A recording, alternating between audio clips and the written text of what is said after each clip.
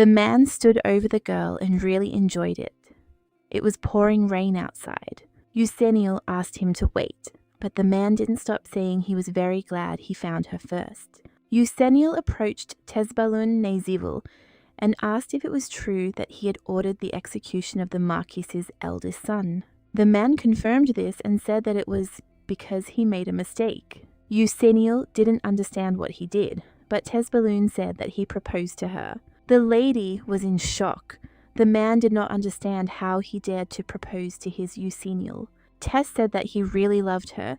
He laid her on the table, which made the lady feel embarrassed. Tess asked to look at him. The girl didn't understand how everything had turned out this way. The man asked her again to look at him. Eusenial didn't understand when everything had gone wrong. An urgent patient, she was stabbed by a robber and lost a lot of blood. Everything needed to be prepared for the blood transfusion. The woman asked the gentleman to save her daughter. The girl asked her mother for forgiveness for leaving her alone. Mother is very beautiful, so that she does not close her eyes and comes to her senses, and also does not leave mother alone. The lady had that dream again. The girl noticed something was wrong with her little sister. The girl believed Eusenial was ill. This was her younger sister, Gail. Hardland, short, Gail. Mother and her father also began to worry, and so the master ordered the carriage to be stopped immediately. This is Duke Mylene Hardland, and Madame Duchess Ciel, Eusenial, said there was no need and she's doing fine. It was just strange to be returning to the capital. After 14 years, Gail thought her little sister was nervous. Her father told Yule that she was still their sweet daughter even though she tried to act grown up. They arrived in Conga, returning to their hometown after 14 years changed little. This is Eusenial Hardland, at 20 years old. She is an outsider here. It's a cliched story. After dying at the hands of a robber in her past life, she opened her eyes in this world. For certain people, this might have been an obvious development, but not for her, because the girl didn't read novels, didn't play games, and she thought it was all a dream. She was born into the family of one of the founders of the Northern Empire, Duke Hardland. Gail was absolutely delighted and asked if this was really their house because it was very big. The family loves. Her mother noted that their Gail was born after they were exiled to Varen. This is the first time she's seen a Congoj. The little girl said it was very different from Varen. Yule apologized because it was because of her that everyone was exiled to Varen. They immediately started hugging her, and Mother noted that she asked not to say that, and her sister said that she liked it there too. At first this world seemed alien to her, but now she is completely settled in here. The girl didn't like hugs, so she sent them away immediately. The mother noticed that their daughter was very cold. The girl did not understand how she could not fall in love with such nice people. And yet, even though this isn't her place, it's for her, not mum and dad. And there's a calling here for her. Eusenial said she wanted to transfer to the Consium Research Institute. The Consium Research Institute is a state-run educational institution dedicated to the study of magical powers. The place is so historic that it was converted into an academy for nobles. In this place, where demons and gods exist, research into magical powers may provide the key to unlocking the secrets of world travel. The girl never even expected that she would be accepted immediately. Although she published the entrance exam separately from everyone else, it seems they knew in advance that she would come. When she entered, she said she wanted to apply, but the man immediately thought that she was the Duchess of Hardland. Well, it would be nice to start learning magic soon. Suddenly, a group of girls approached her and asked if she was the Duchess of Hardland. They noted that her family was exiled during the reign of Emperor Song. Eusenial noted that it had been a long time ago. The girls had told her to be careful, as if this reached the ears of His Highness the Crown Prince, that is His Highness, everything could change. The girl thought for a moment and realized that their words seemed to mean that the crybaby had ascended to the throne. She remembered how he said that he loved her. It should have been a long time ago. The girl screamed and asked if she was listening to her because she had asked if she was a duchess and had remarked that she had no upbringing at all. It seemed this child was the Marquis's daughter. The girl screamed for her to answer, While their founding family was exiled, their power weakened while the power of the Marquis grew. She is not concerned with family power struggles and has no need to show pain to anyone who is hostile to her. Eusenil began to smile. The girl did not understand at all why she was laughing. The girl asked her if she was sure that she was really the daughter of aristocrats. Eusenil asked how she dared to talk like that to someone she had never met before. After this, the girl noted that her family had failed to teach her etiquette. The Marquise's daughter was simply at a loss. Everyone started looking at them. She started shouting that she was Lily Schwen, not just some aristocrat. Besides, she'll soon be Empress, Eusenil asked again. Everyone started to worship Eusenil, said that if she wanted, she could stop. She was not interested in it at all. Lily screamed and asked how she could even be close to His Highness the Crown Prince. She's just a fallen hardland. Suddenly the girl heard someone standing behind her. It was the Emperor, who asked again why she had fallen and reported that an order had been given for the return of the Hardland family. But it seemed that not everyone was yet honoring the Imperial decree. Everyone immediately began to greet His Highness. The Emperor ordered her to be immediately taken out and executed. Eusenil was sure that Tess was supposed to ascend the throne, but she didn't quite understand who this person was. There are many worlds in the universe. They are all so isolated from each other that the people in them are unaware of each other's existence. And sometimes there are people who cross the boundaries of worlds. The girl was upset because she couldn't find any information about this in the books. Instead of writing about obvious things, they would be better off teaching how to move around worlds. She was 6 years old, then a boy came up to her and said that he was here. He was very sweet and said that he missed her very much. Eusenil stood up and greeted His Highness the Crown Prince. The boy noticed that there was no one there, so she could call him by name and propose to marry her today. Then they could be together all the time. Eusenil sighed. She'd already told him she didn't like him. Tess looked down. He asked her what her type was. Then the memories ended. She definitely heard that Tess had ascended the throne. First Prince of the Northern Empire, Tess Naziville. He was often sick and cried. He was her childhood friend who always followed her, so even if they had not communicated since they were 14, they did not lose this connection. She was even sincerely glad that he had ascended to the throne, but who this cold guy was completely unclear. The director jumped out of the crowd and told His Majesty that it was the young student's mistake, so he asked him to have mercy this time. She is also the youngest daughter of Marquis Schwen. The Emperor took everything from the innocent Hardlands, so they promised to return it. The Emperor couldn't understand how she dared to say such a thing, being a girl named Schwen. He looks like Tess, but his character couldn't have changed so much in 14 years. Besides that, black hair and cold gaze were completely contrary. Blonde hair and blue eyes are signs of imperial legitimacy. She couldn't believe that people weren't alarmed by such a change in the Emperor's appearance.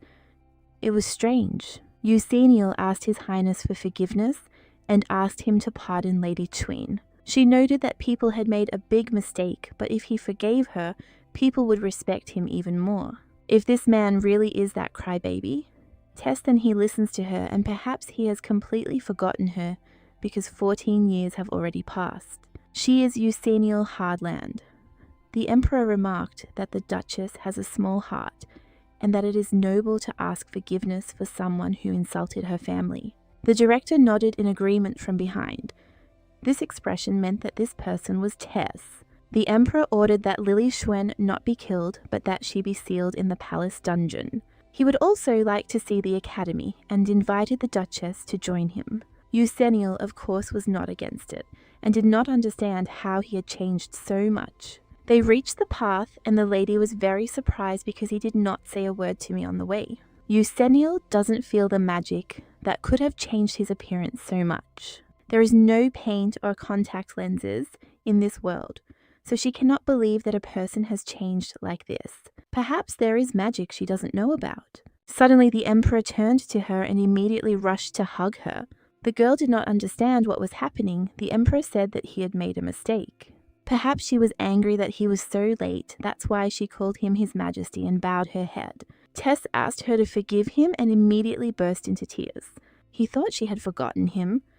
There were many questions she wanted to ask when she saw him. She didn't understand why her family was exiled when she was 6 and why, for 14 years, he never wrote to her.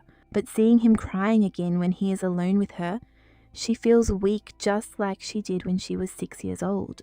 She couldn't believe that this was really the child she knew. Euceniel decided to find out what had happened to him, why he had changed his hair and eye color, and what had happened in general.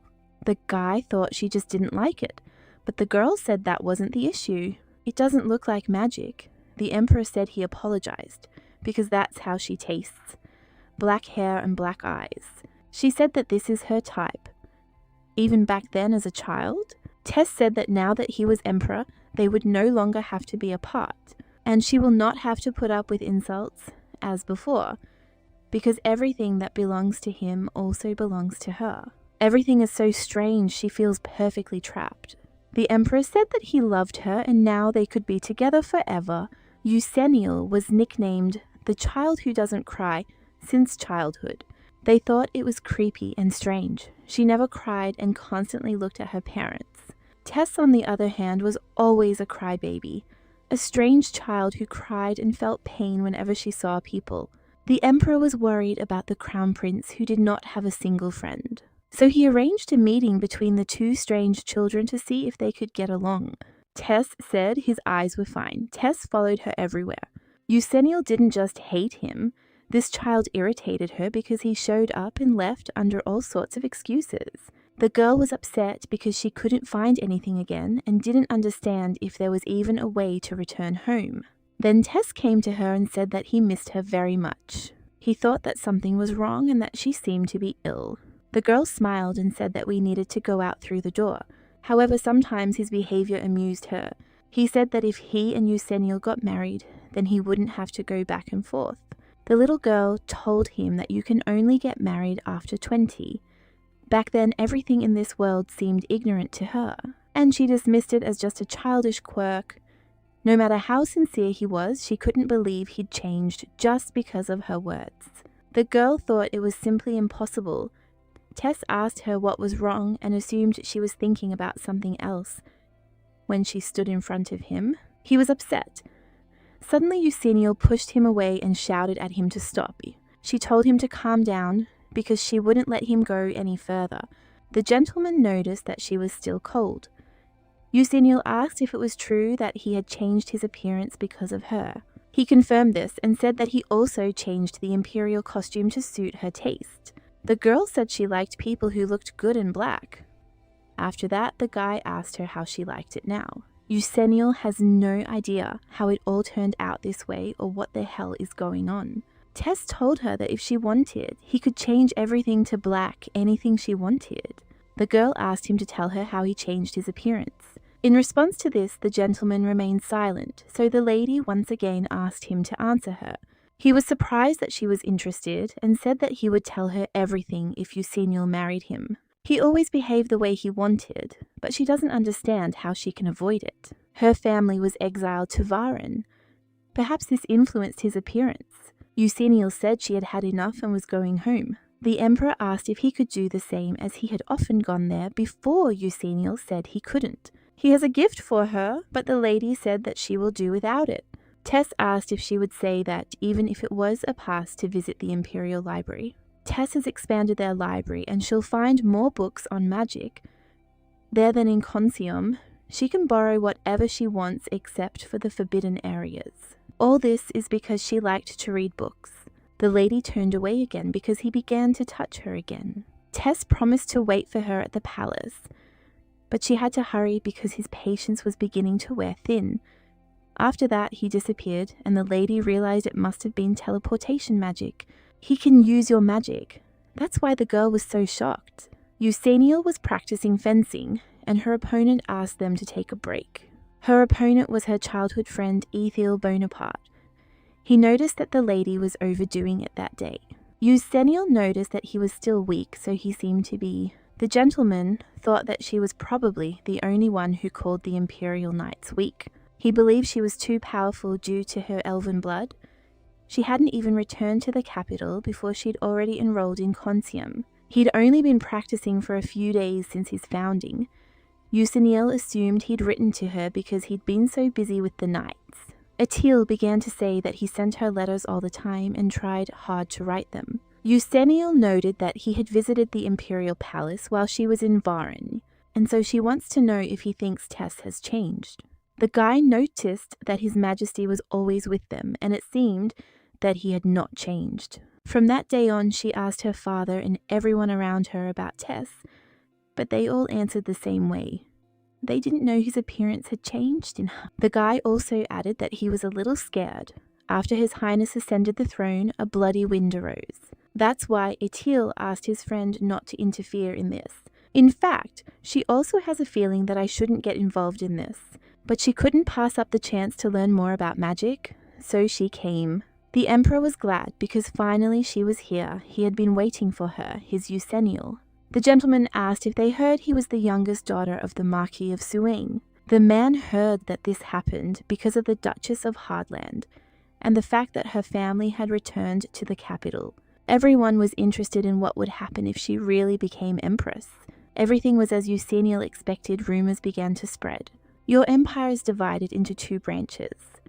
The family of the founding duke on the Emperor's side, and the Marquis on the Empress's side. The Empress was the Emperor's beloved and only wife, a descendant of the Marquis's family, so it was planned to appoint the Marquis's daughter as crown princess. However, this rule was abolished because Tess was obsessed with Duchess Usaniel. Because of this, her family was kept under strict control, preparing her for the status of Empress.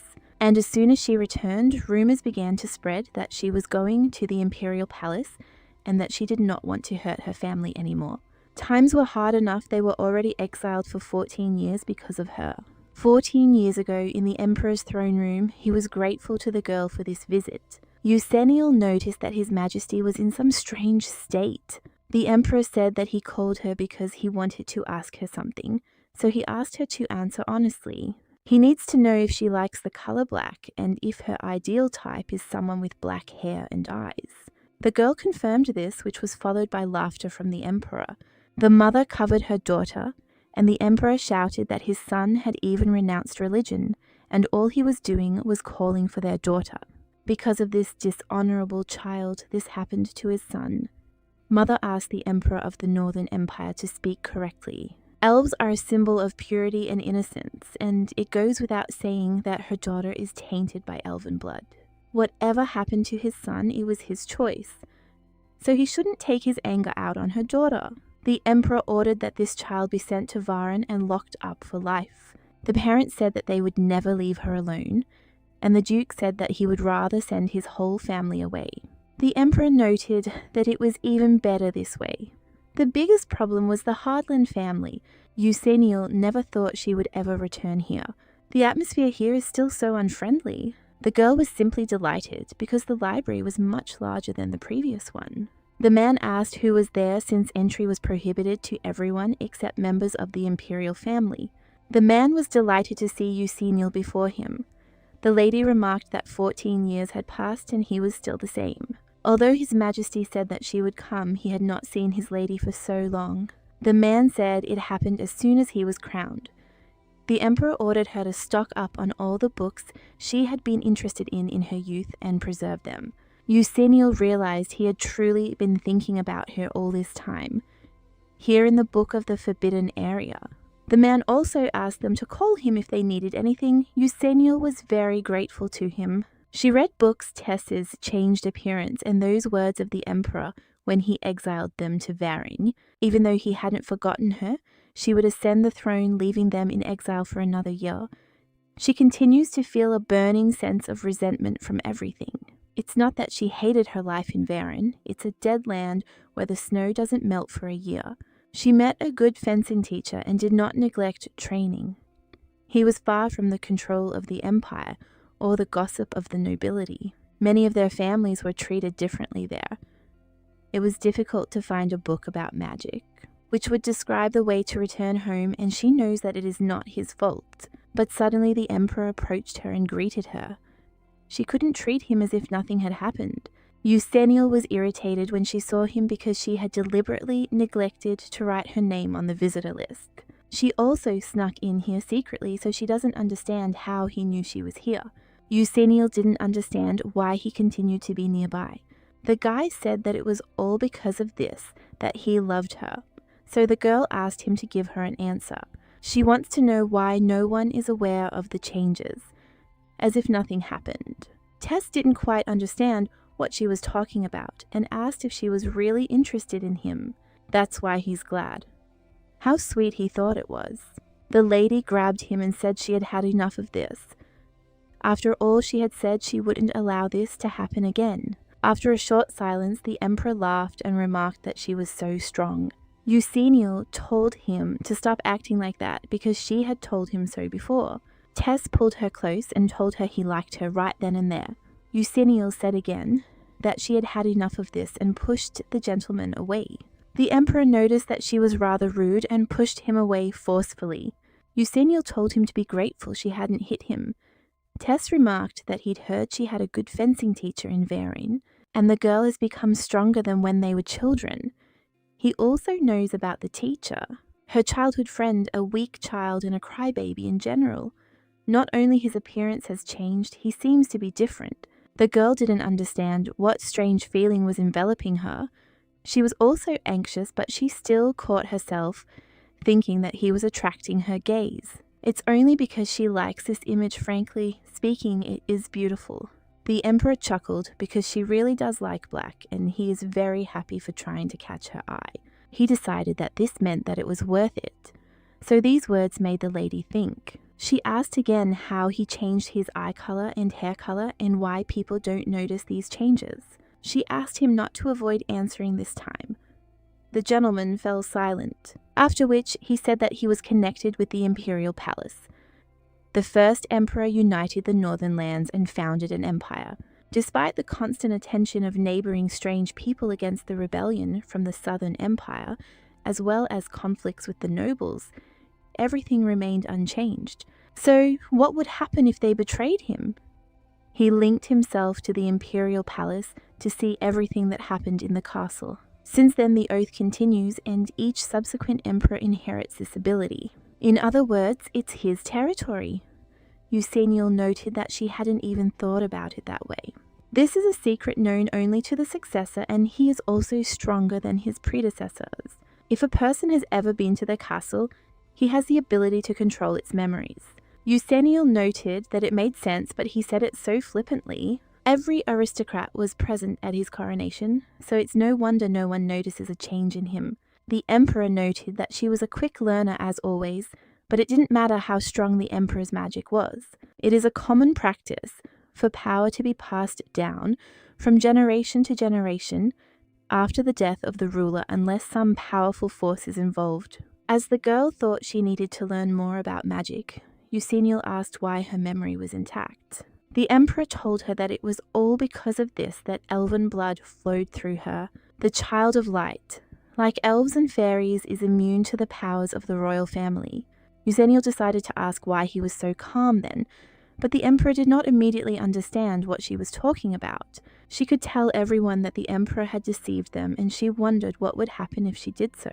Eusenio just wants to anger him, but if she doesn't succeed in even this small revenge, she will consider their 14-year exile unfair. Tess said that Eusenio wouldn't do that to him because she was the only one who had always been on his side. He only has her, indeed Eusenio has always been by his side. But she asked if he thought she would react calmly to seeing this change in him. She had had enough today, so she decided to leave, but the emperor tried to stop her. She did say that she liked this image, so he once again asked her for forgiveness. He shouted that if this continued, he would execute. Lily Shuen Eusenio told him what he could do and how he was doing. Tess asked if she really hated him and the changed him. The girl said that they could see each other next time and called him emperor. It's not that she doesn't like how he's changed, she just needs time to think about it. It was best for him to stay away from her for now, but in the meantime the emperor began to cry again. He would go mad without her. Eusenio wondered what was going on there, what his words meant about her. Also hating the changed him. Perhaps someone else had hurt him. He also said that she was the only one who had always been on his side, and that was truly true. There was a time when she thought the same. He offered to go with her. You're very glad they'll be attending magic classes together. Eusenial pointed out that he wanted to go with the maid. Still, it was a good opportunity to take lessons from the archmage. Tess smiled and said that if she liked Eusenial, then he liked her too. As much as he trusted her, she trusted him too. 14 years ago, they came to the archmage and the girl introduced herself. It was honorable for her to meet him. This man is considered the pinnacle of the entire magical world, an archmage. She was very interested to know if the archmage knew how to cross the border of worlds. Perhaps he will notice that she is not from here, that she is from another world. The archmage remarked that, as His Majesty had said, she was a very polite young lady. The boy confirmed this once again. That didn't happen. Tess said his friend was very smart. She was the most beautiful, the sweetest. The boy also said that he was going to marry her. He said this in front of the servants on the Empress's side. Eusenial whispered to him that she had asked him not to say that. The boy didn't understand why or who was listening to them. He then glared angrily at the servants. So after that, they announced they were leaving. The boy said they could now look at his book together. The archmage suggested they begin lessons. When they think of magic, they usually picture potions or spells. However, the source of all magic is mana. Mana is the basic energy that sustains human life. If they understand this, then they can begin the real work. Eusenial said she had a question. She wanted to know if he knew the story of the celestial fairy and the woodcutter from Mount Guanasan. The prince remarked that he had seen her in the palace library. The sky fairy and the woodcutter is the story of the atom, how the woodcutter, descending to the pond, stole the sky fairy's clothes, and she, unable to return to heaven, fell in love with him, but soon returned home anyway. Stories are often based on real events. The heavens where the celestial fairies live, and the land where the woodcutter lived, are different worlds. So she wonders if the sky fairy also passed into another world, and how she was reborn in this one. Eusenial said that what she really wanted to know was if there was a way to travel between worlds. I noticed that this was an interesting question, so the girl immediately became happy. The essence of the questions lies in magical power, and the mountain has been known for its magical places from generation to generation. If you use the magic of this mountain, you can open a door to another world. It's not impossible. The girl was delighted because she finally had the opportunity to return. Archmage G added that unfortunately he did not know how to open this door. Therefore, the girl immediately calmed down and did not understand why this was so. Movement between worlds was only possible for some reason, that she was a heavenly fairy. No matter how hard a person tried, he was not given to know this. Eusenial thought that this time she had definitely found a way to return. The archmage said the mountain had always been full of mysteries. Perhaps a way to communicate with other worlds could be found there. It was a hopeless explanation. Non-human beings such as ancient dragons or deities may know the way. Tess asked about the demons. He wondered if they might know about it.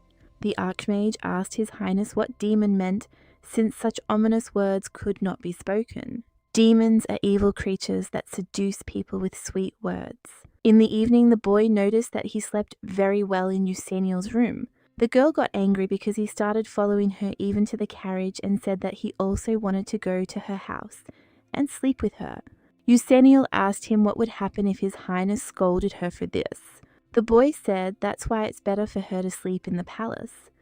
Eusenial said she can't even breathe properly there, so she doesn't understand how she can sleep there. Tess pointed out that it was all because she was very sweet, and the palace was all black, and she was the only one who was so fair. So he once again proposed to her that they get married quickly, kissing her on the cheek. Eusenial became very angry, and the boy hid under the blanket and wished her good night. Sometimes it irritated her that he acted like a crybaby, but she liked his tenderness. The boy told her not to worry because he would do whatever she wanted. Eusenial noted that he didn't even know what she wanted, but in any case she was very grateful to him. Eusenial found herself in that dream again, where she was in the hospital and the doctors were screaming that she had been wounded by robbers and was bleeding.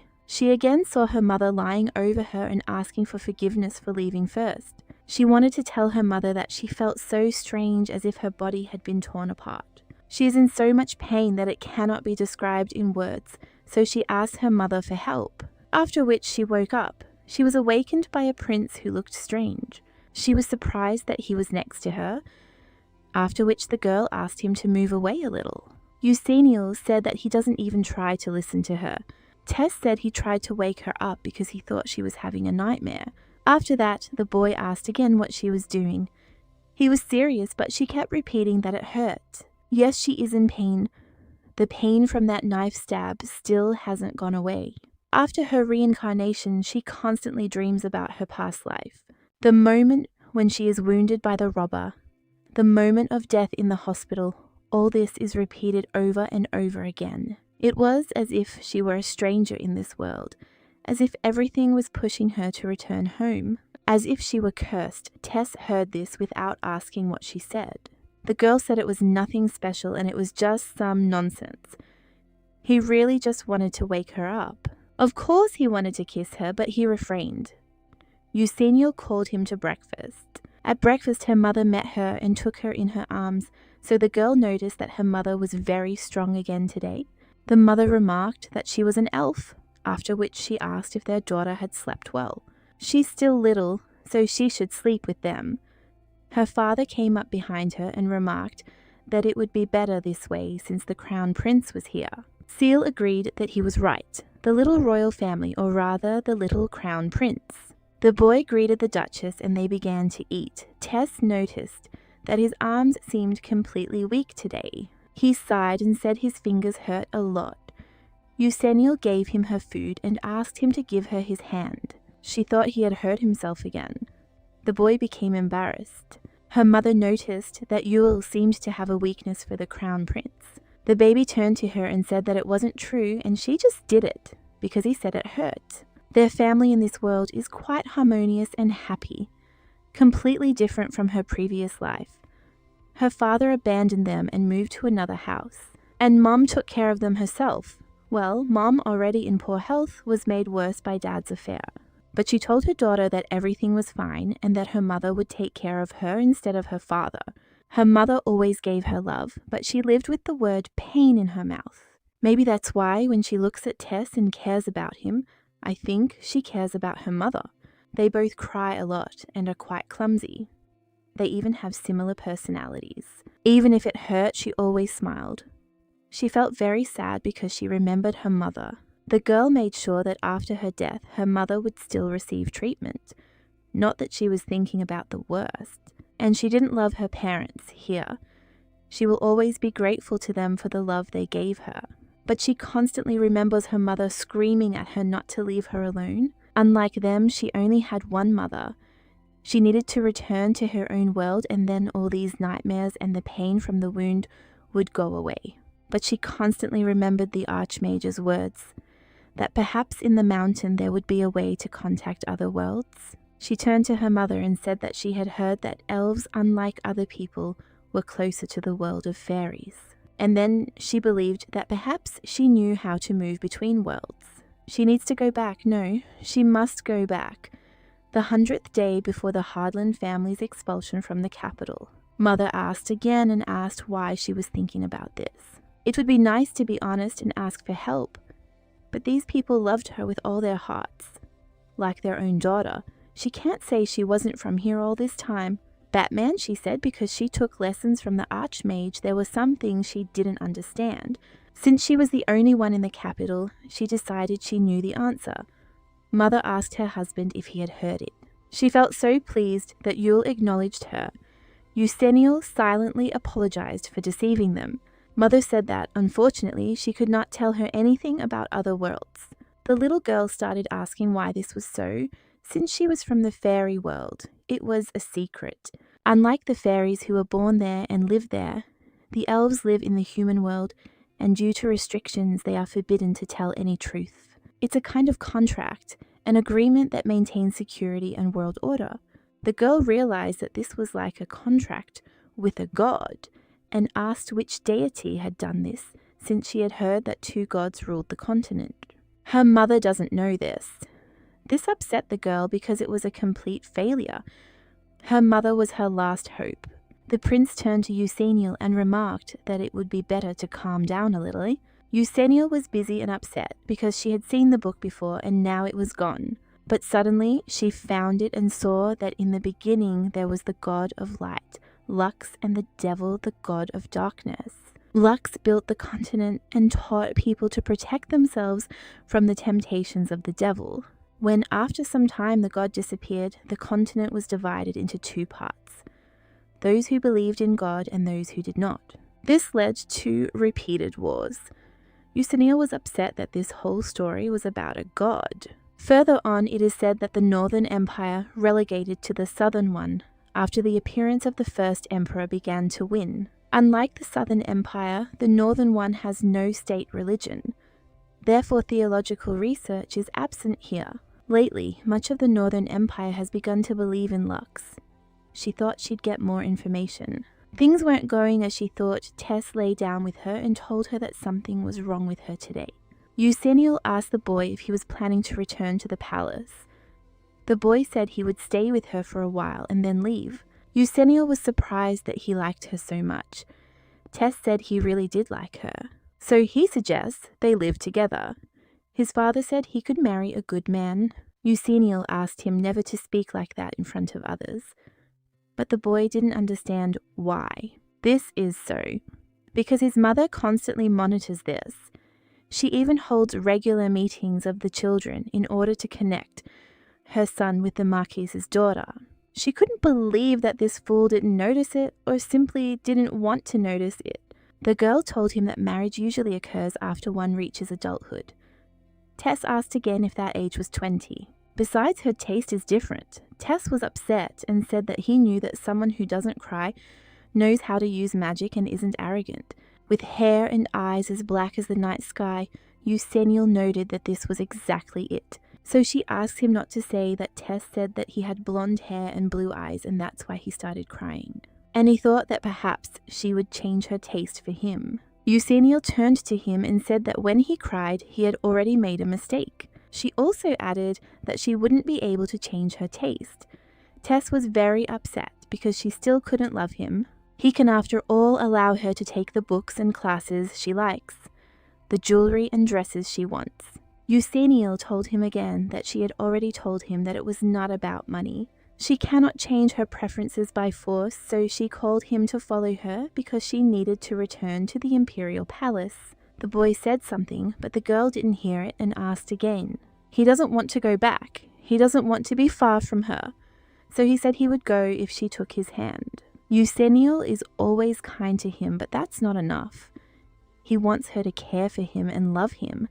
So the boy constantly thought about how he could do just that. Tess was absolutely delighted when she watched Eusenial practice fencing.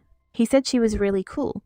Count Guard, former commander of the Imperial Knights, currently a knight accompanying the Crown Prince. He suggested that Lady take a break. She has a good stance, so he assumes that she has already practiced fencing. Behind them they noticed a boy who approached Eusenial and said that she had not come to fencing lessons, so he decided to go get her. This is Adel Bonaparte, 8 years old. He was surprised to see Count Guard there. Eusenial apologized and said she forgot to say she wasn't coming. He felt like she would still beat him again in sparring later, and he believed it was all because of the extra training with Count Guard. Eusenial said he was simply weaker than her. The Crown Prince, meanwhile, was very upset. Etil wanted to greet the Crown Prince, but he pounced on him and asked who allowed him to come here, and he shouted at the guy to get out quickly. Today, she promised to spend time with him. The Count told His Highness he could suffer again. The boy told the Lord he wanted him to throw this man out right now. Eusenial thought she had explained everything to Tess that day, but he stood his ground. The girl approached her friend and asked if he was okay. He said he was fine. Tess turned to the girl and said that he was in pain too, and more pain than this guy. With the appearance of Etil, his sick addiction only intensified, and he tried to keep everyone away from her. At events, he said that the girl should play with him and no one else. Because of this, she and her family became victims of gossip. There was constant talk of them using their daughter to steal the crown princess's position. Even His Majesty is concerned about the Hardland family. It seems His Highness has been brainwashed. However, she still didn't take Tess's affection seriously. It was just a child's possessive desire to keep his first friend. She told him not to worry because whoever she met would always remain her friend. This is how she always calmed him down, and the boy was very grateful to her. He really liked her, and soon he entered a period of early growth. Seal noticed that she hadn't seen the crown prince in a while. Her husband said the boy had said it was difficult for him to come now because of growing pains. Mother was upset that he was in so much pain. After all, if he refused to let even Yule visit, he must be in a lot of pain. The mother thought that her daughter was sad because they didn't see each other. Eusennial noted that this was not the case. She was sad because she could not attend magic classes. Mother said that in that case, she could improve her fencing skills with her teal. Mother also noted that it would be good if they got engaged later. The Duke asked her what she was saying after dinner. Seal said that if they got engaged, their daughter would be able to naturally distance herself from the crown prince. He thought it was because of rumors, but his wife said she didn't care. She just feels that Eusennial shouldn't be around the crown prince. It's Elven intuition. Eusennial noticed that she hadn't been particularly fond of Tess lately. Getting engaged is not such a bad choice to solve these problems.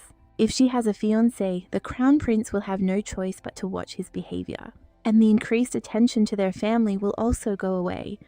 And this is a completely reasonable choice, but the baby refused. Eusennial said she had no intention of getting close to anyone. She was the one who would one day return to her home, therefore she shouldn't be in a deep relationship with anyone. The girl said they shouldn't worry about her relationship with the crown prince. He is like a younger brother to her. She felt awkward about what her mother said. When she met Tess later, she noticed such a change in him. He remarked that they hadn't seen each other for a long time. Eusennial was shocked by how much he had grown and bowed her head to him. But he got angry about this. You said that she shouldn't do this because they are alone here. She should not bow and show him her respect. If she treats him like a stranger, his heart will be broken. After that, the boy noticed that she blushed. Eusennial turned away and said it was noisy.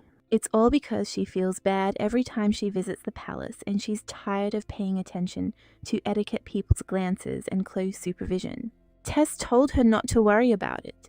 She didn't have to bow to him, and she could feel free throughout the empire. He's going to change everything. So the girl asked him how he wanted to change the law, but the boy said it was a secret. She just had to wait. Eusennial didn't remember exactly what the crown prince's face looked like then, but for the first time she sensed Elven intuition. Something was wrong today. He was in the Imperial palace all the time, and a monster appeared on the border, driving the entire empire crazy. So that ominous day was quickly forgotten. Time passed, and Tess's 6th birthday arrived. It was the 35th day before the Hardland family's expulsion from the capital. There were so many people gathered in the banquet hall. This was the first official reception since the Crown Prince's recovery. All nobles from the rank of Viscount and above are invited. Each will try to make an excellent impression on the Imperial family. Duke Hardland came with his wife and daughter. The little girl heard it said that the dress the lady was wearing was a gift from the Emperor himself, and there were rumors that the prince was only getting better thanks to her. Eusennial wondered if they knew she could hear everything. Today's event was a good chance to curry favor with the Hardlands too. Eusennial is already eager to go home. Lady Lily Shen is also here. Rumor has it that she and the lady are vying to become His Highness's bride. They were still just kids. So many thought it was something creepy. The girl was shocked that they weren't tired of gossiping yet. They ordered everyone to be quiet because the Emperor and the Empress had come out. The Crown Prince was also with them. Everyone began to greet His Highness, and he announced that they could raise their heads. The Emperor kissed his wife and remarked that it was a very delightful celebration, and that his wife had done a wonderful job. His Highness is very sensitive to his wife. If you forget about everything else, of course. Today is the first time she's seen Tess since that day in the library. His face is so pale it looks like he's still sick. And now their eyes met, so the boy immediately became happy and wanted to run to her. Mother restrained him and asked the Crown Prince to behave with dignity. Everyone was looking at him. Tess said he didn't care and wanted to talk to Eucenial. Everyone was shocked like you that he wanted to have another conversation with her and noticed that he wasn't even trying to hide the fact that she was his favorite. Surely the Hardlands are as eager as anyone to become related to the Imperial family. They didn't think they were that evil, so they were disappointed.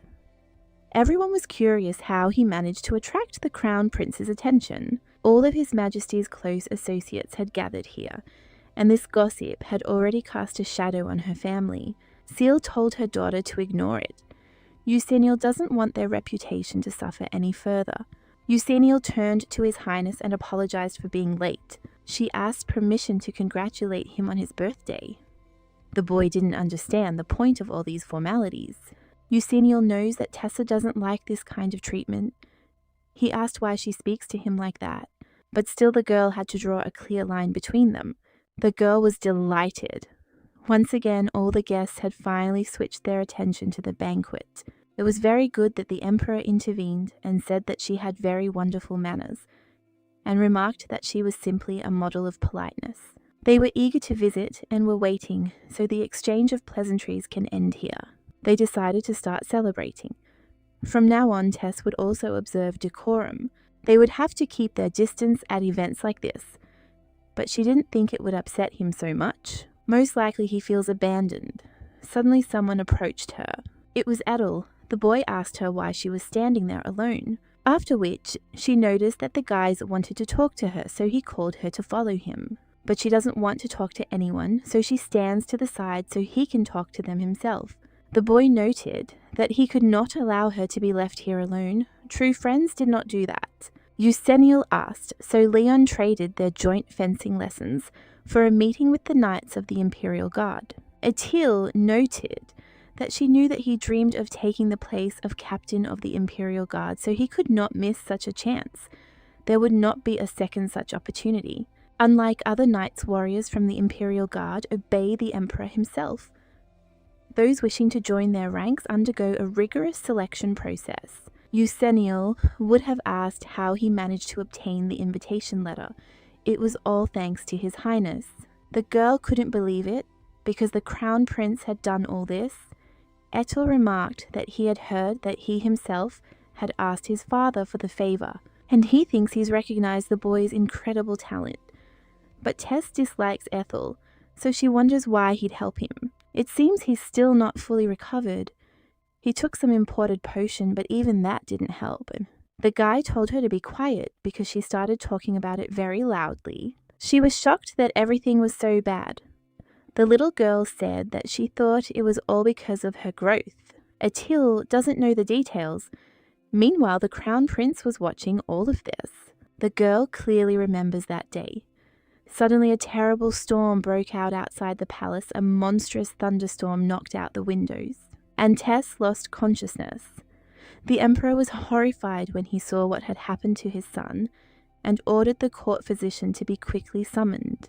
Eucenial stood there. I didn't understand what was happening. Everyone was panicking, and that's why His Highness fainted. The frightened aristocrats rushed in panic in all directions and thought that it was a demon, so they decided to flee. Her family was no exception, so her father grabbed the girl in his arms and said that it was time for them to leave too. She tried to say something, but father said the healer had arrived, so His Highness would be fine. They would definitely see each other later, but Dad was wrong. That was the last time she saw the Tess she knew, and then they were exiled. And 14 years later, he appeared before her as a completely different person. Etil asked what his friend was thinking about, and Eucenial simply said that she was reminiscing about the past. She was simply trying to understand how she had ended up like this. She's now 20 years old. Ethel asked what exactly she remembered. He was curious, but Lady Orin nudged him. He asked why she did it. The lady replied that he was too curious, or perhaps soldiers aren't exactly familiar with feelings. Etil added that it was only verbal, considering she'd invited herself over for tea. The lady said that Eucenial was actually her friend. The guy said he knew her much better. Eusenial was shocked with you that they managed to quarrel even in her presence. Ethel noticed that this somehow didn't fit, so he was interested in how they became friends with Lady Orin. They had been at odds for a long time because of this whole thing with the prince. When their family was sent into exile, Orin began writing her a letter saying that she would like to continue their correspondence if she did not mind. Eusenial believes that's how their friendship began. Thanks to her, she learned about everything that was happening in the capital, and her friend hadn't forgotten about her. Unlike some others, the guy was simply horrified by such words. She didn't understand how this could be, because he wrote to her every free minute, and he swears by it. She doesn't even know how he worried when she suddenly stopped answering him. He was crushed when he found out that she had been corresponding with Lady Orin all this time. A little later, after Eusenial stopped writing, Tuatil Orin said she too was corresponding with Lady Yule. The boy couldn't understand why she called her that. Ever since whenever he wanted to know how she was doing, he'd had to ask Orin, and Eusenial couldn't imagine how awkward that was. After this, the lady wondered where all his letters had gone. Orin also noted that they had never been enemies with Eusenial. Neither of them was chasing the title of crown princess, and besides, her heart was already taken. She never thought her little sister would notice. People also apologized for what happened at the academy, because she heard that Lily behaved disgustingly, so she asked permission to apologize for her. Eusenial said everything was fine and it wasn't her fault. The girl sighed and said that her father doted on Lily because she was the youngest. But she didn't think that he spoiled her so much. And to be honest, he and his younger brother don't communicate with her. I remember her younger brother was so shy that the blush almost never left his face. However, Lily was locked in an underground dungeon, and her father was ready to beg on his knees to get her out. Eusenial was surprised by this and said she didn't have that kind of power. The lady remarked that perhaps the emperor would listen to her. It's been 14 years since they last met, so he highly doubts it. The girl was surprised by this and noted that they were very close in childhood, and everyone thinks that they are still on good terms. She thinks Lily will learn from this incident. Eusenial forgave her because she's Orin's sister, but next time she won't be so forgiving. Orin noted that there were no problems, and she could do as she felt necessary. After all, she should at least learn something.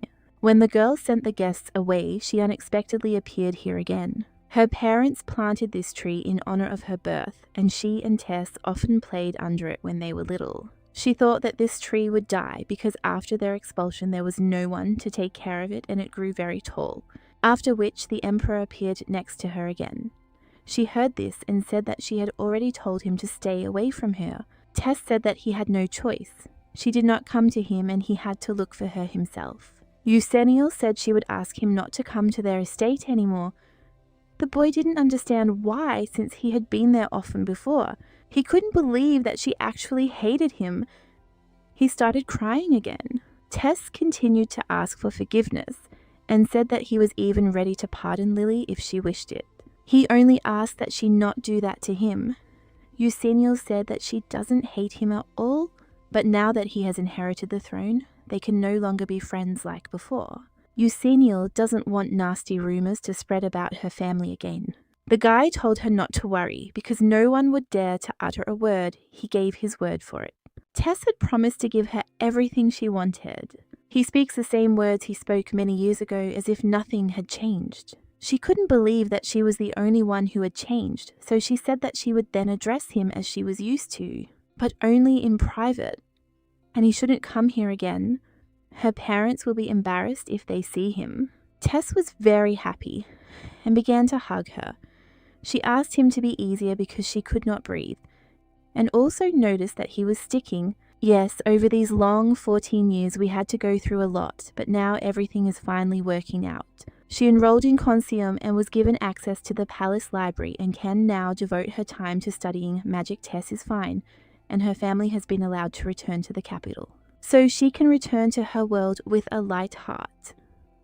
How glad she is that their relationship has remained the same. Tess asked if she had continued her fencing and magic training in Valen. The lady confirmed it. She was lucky to have these good teachers, thanks to them. She didn't fall behind her peers and was able to quickly get used to Consium. Tess added that she was truly amazing. The girl asked about him and what he'd been doing all this time. The Emperor smiled after they were exiled to Valen. Eusenil had been resentful of Tess for a while. Their family was not guilty of anything, but suddenly lost all rights and privileges.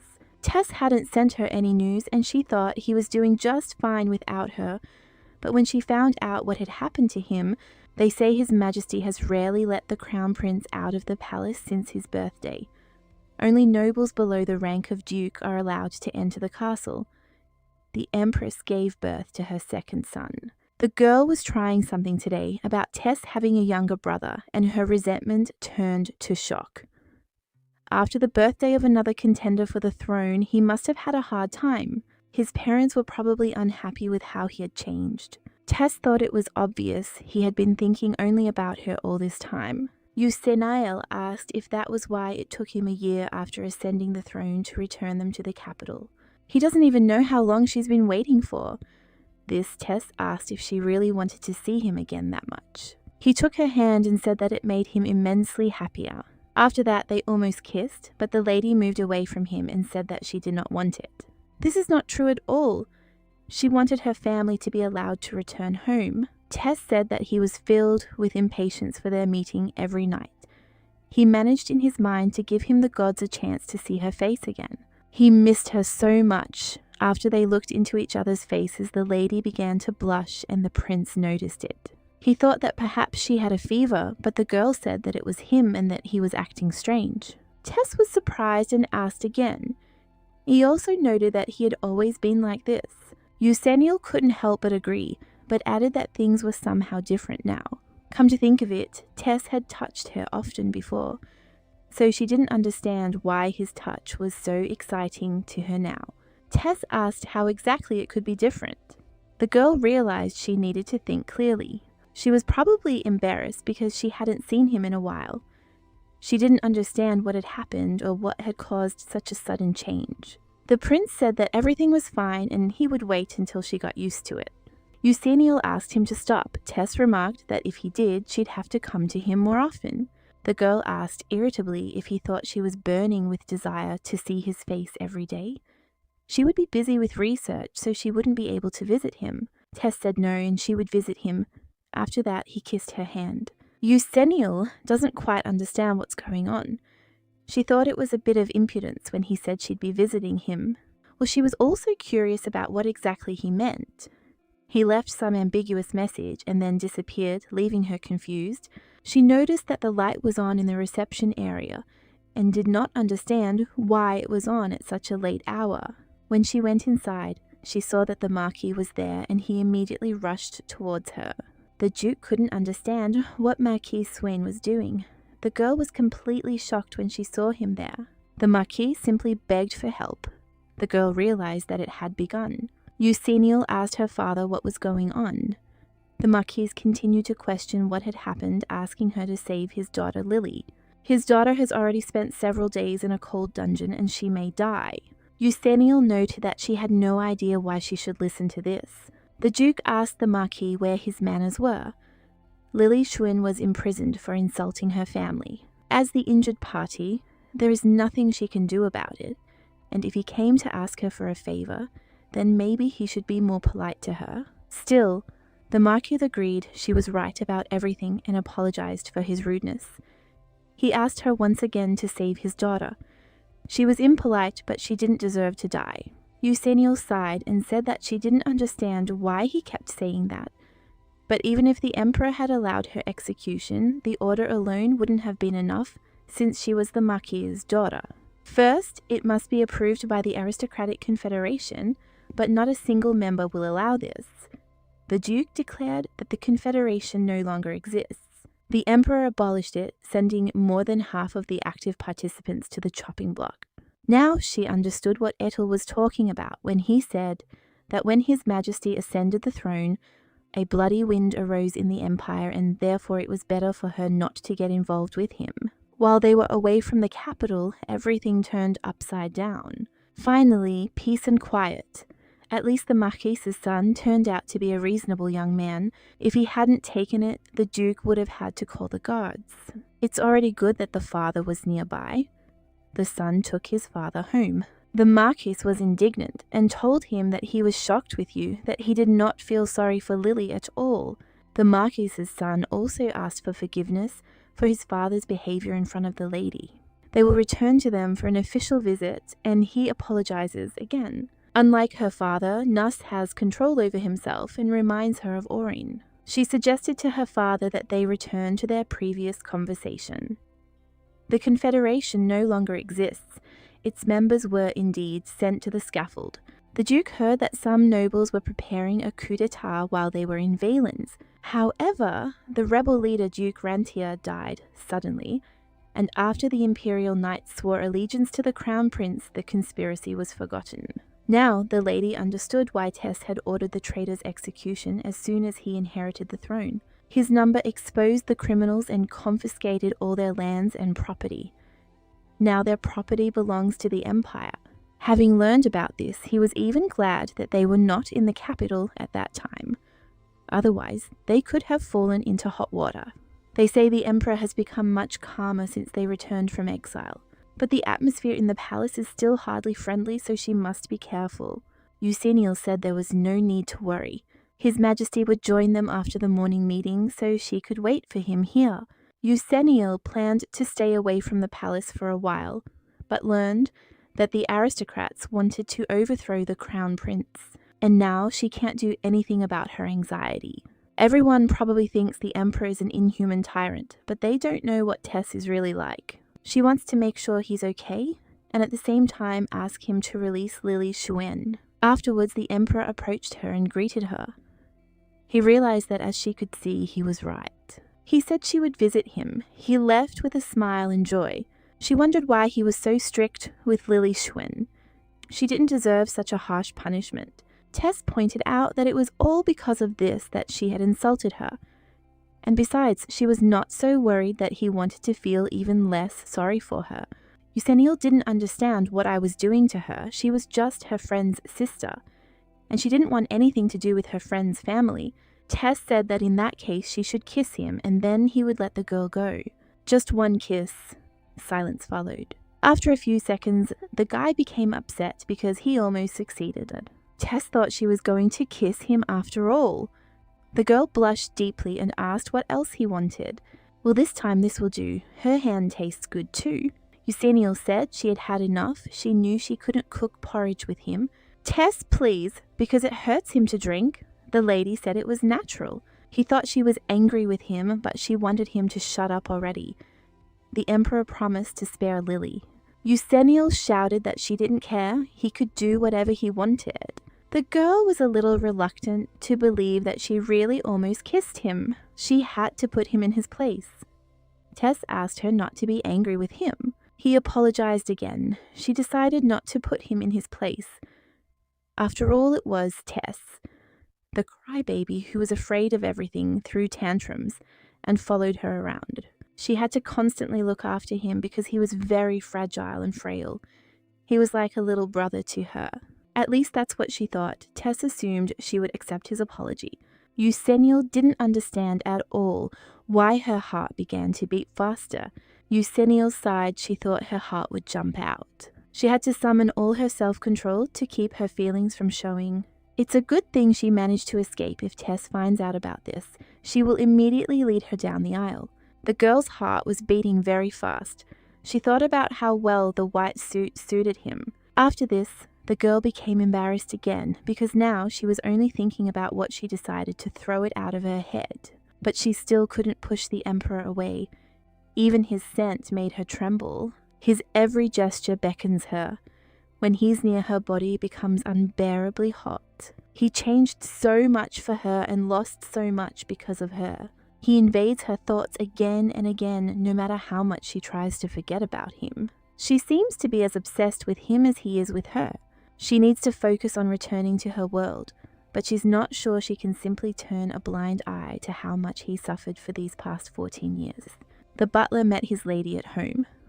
She finally returned, so she asked what happened while she was gone. The butler announced that a guest had arrived and that he was waiting for her in the garden. Eusenial was surprised and asked again, after which she immediately went to the garden. The Marquise's son greeted her in the garden. Syllables announced that someone from the Shuen family had arrived. The lady thought they meant her friend Orin, but it turned out to be Lord Nuss. The gentleman would like to discuss a recent incident. Eusenial noted that she saw that this time he had requested a visit. It seemed he hadn't even realized this before. The gentleman said he was forced to apologize for this again. He apologizes for his father and Lily's rudeness. This was unexpected for the lady. She asked him to stand up and say that it was not he who needed to apologize. Eusenial didn't think he would start bowing to her. He was completely different from his father and younger sister. Nuss believed that it was his duty and that his family had made a mistake, and as its next head he should bear responsibility for it. Eusenial added that she and Orin were very similar, and the gentleman noted that everyone thought so. The lady asked why Lillian was so different from them. Nuss believed that she knew that her sister was desperately trying to marry her off to His Majesty. At first they wanted Orin to become the next empress, but their plan failed. In truth, Lily was born to take her place, and she was perfectly happy with the prospect.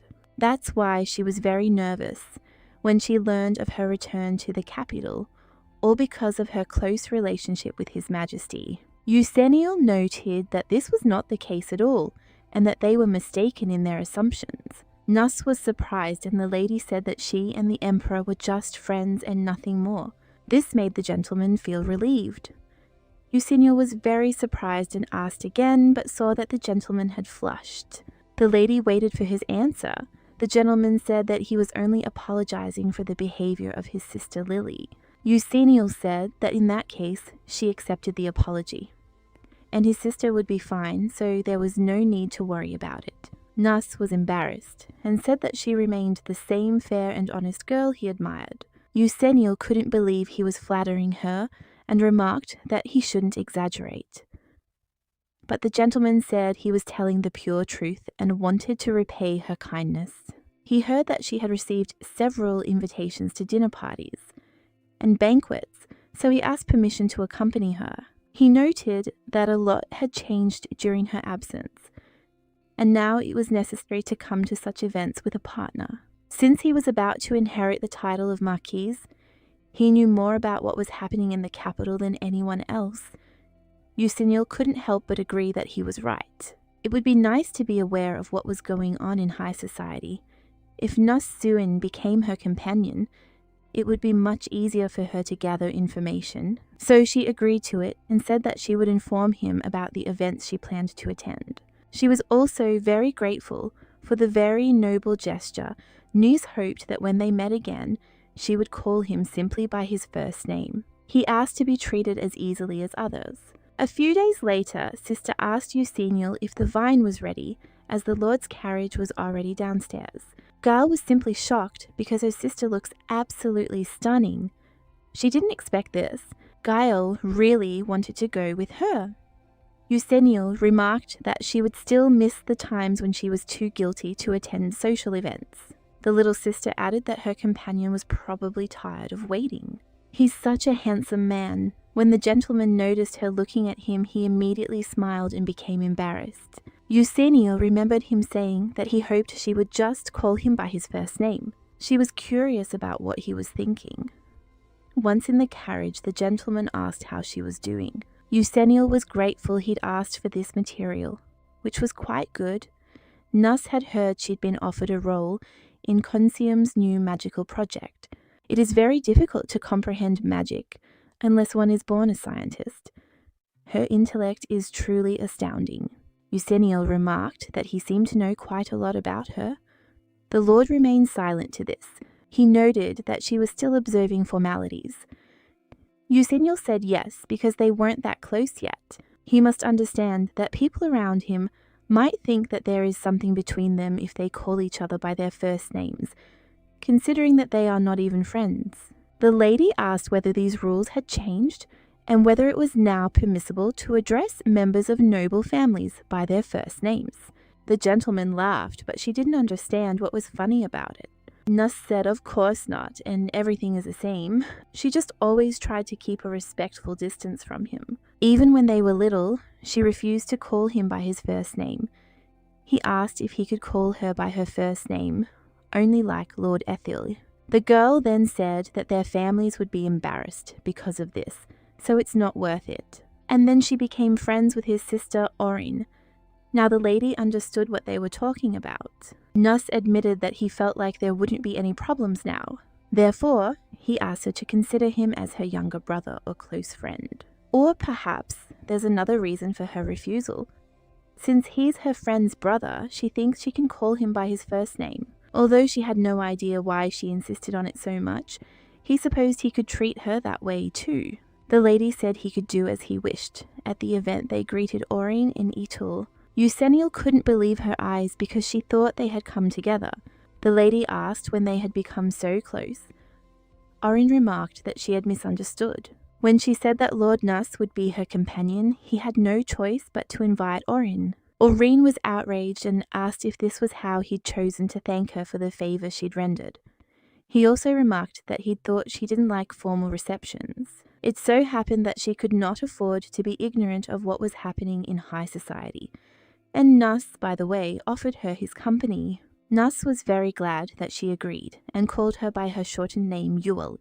Euseniel realized that he had already settled in, not that she was uncomfortable. Etil was simply horrified and asked since when he called her that. Nuss turned to the Lord and pointed out that he too used that nickname Ethel had said he'd known her much longer.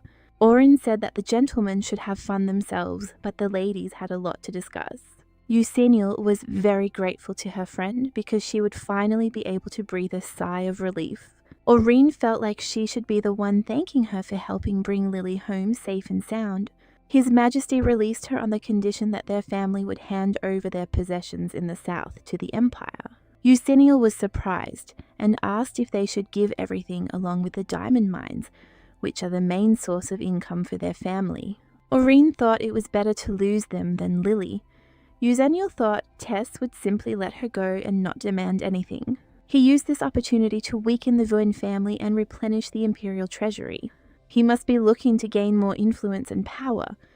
The lady remarked that this crybaby had made an excellent strategic move. Orin added that he was no longer the same person. She knew he had eradicated all the corruption in the Empire, so he no longer had anything to worry about. And because her family is still alive and well, it's a miracle. It seems he's handling his government duties much better than she thought, and perhaps she shouldn't have worried about that. Torin added that after all 14 years have passed, which is quite a long time, there are some business matters we'd like to discuss with Lord Nuss, and as for Etel, he's been rumoured to be the strongest contender for the rank of captain and the Imperial Guard. During this time, everyone around her has made significant progress in their fields. It's time to catch up. Finally, the lady returned. Mother thought she had enjoyed the evening. Gail was also interested in how everything had gone. Euseniel asked them not to even start. She had been surrounded by a noisy crowd all night, and it was very tiring. Well, considering the fact that this is her first social event in a long time, she did an excellent job. Seal asked who her daughter liked more, Nuss or Etil. The lady asked again. Mother said that if she couldn't throw it away now, she could flirt with two. At the same time, the Duke entered the room and was simply horrified that his daughter was dating two young men at once. Euseniel tried to tell her father that this was not so, but her mother said that she should marry one. Since she returned to high society, she has had more worries. The lady said that the magic formula they had derived did not match the calculations, so she asked them to look at it more closely. During the week, she was busy with the project at Contium, and on the weekends, she attended social events with Nuss. As a result, people finally stopped judging their relationship with the hereditary principle. Although rumours about it had not died down since the incident that happened with Lily, the lady is already very tired. There's no end to this paperwork. Come to think of it, she hasn't seen Tess once in all this time due to her very busy schedule. She even spent the night in the laboratory, because she didn't want to waste time travelling home and back. Although Tess didn't contact her either, he probably has his hands full too. He's the Emperor after all. The research she is doing will help her return to her world. She has a chance to find her way home, so she needs to focus. A year has almost flown by both the academic and calendar years, mean it's time to prepare for the New Year's celebrations. The lady sighed and realized she was practically living on air as it was, and the New Year's Eve ball was just around the corner. Her vicious circle is diet and exercise, finding the right dress and going out. Gail was surprised that they organized balls for the new year. My sister realized that this was her first New Year's in the capital, so she didn't know winters in the northern part of the empire are often harsh and people often die of cold. Therefore, it's customary there to celebrate this holiday modestly without any extravagance. In the capital, on the contrary, New Year's is celebrated in a grand manner. On the morning of the holiday, the Imperial family distributes butter and bread to their subjects in remembrance of the dead, and in the evening a grand celebration takes place in the palace which lasts for several days. They were invited to it. Gail said that the opening wouldn't take place on her birthday anyway. That's why Eusenio doesn't like this hassle. On this day, he wants to sit in silence and relax, not go to balls.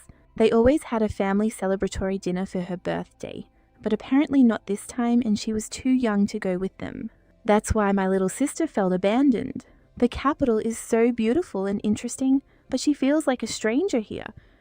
She and her dad are always very busy and she rarely sees them. But now she has so many words that she can't remember their names, and the room is terribly huge.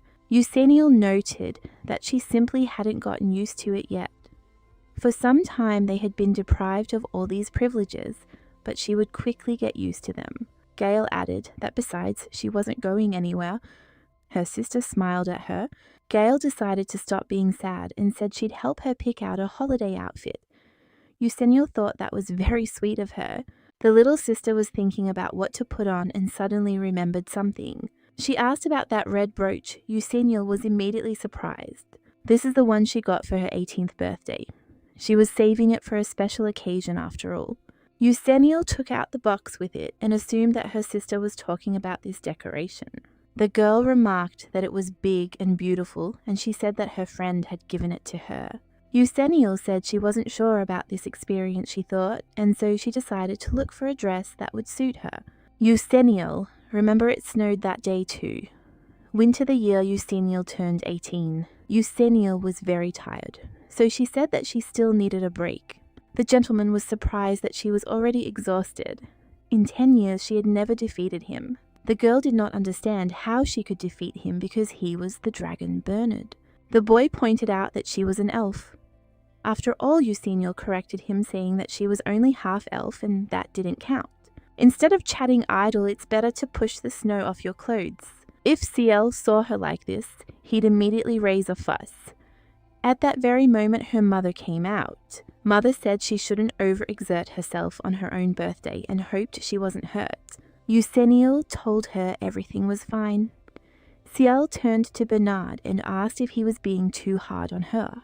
Bernard said that she herself asked him to train her daughter and added that she was overprotective of the girl.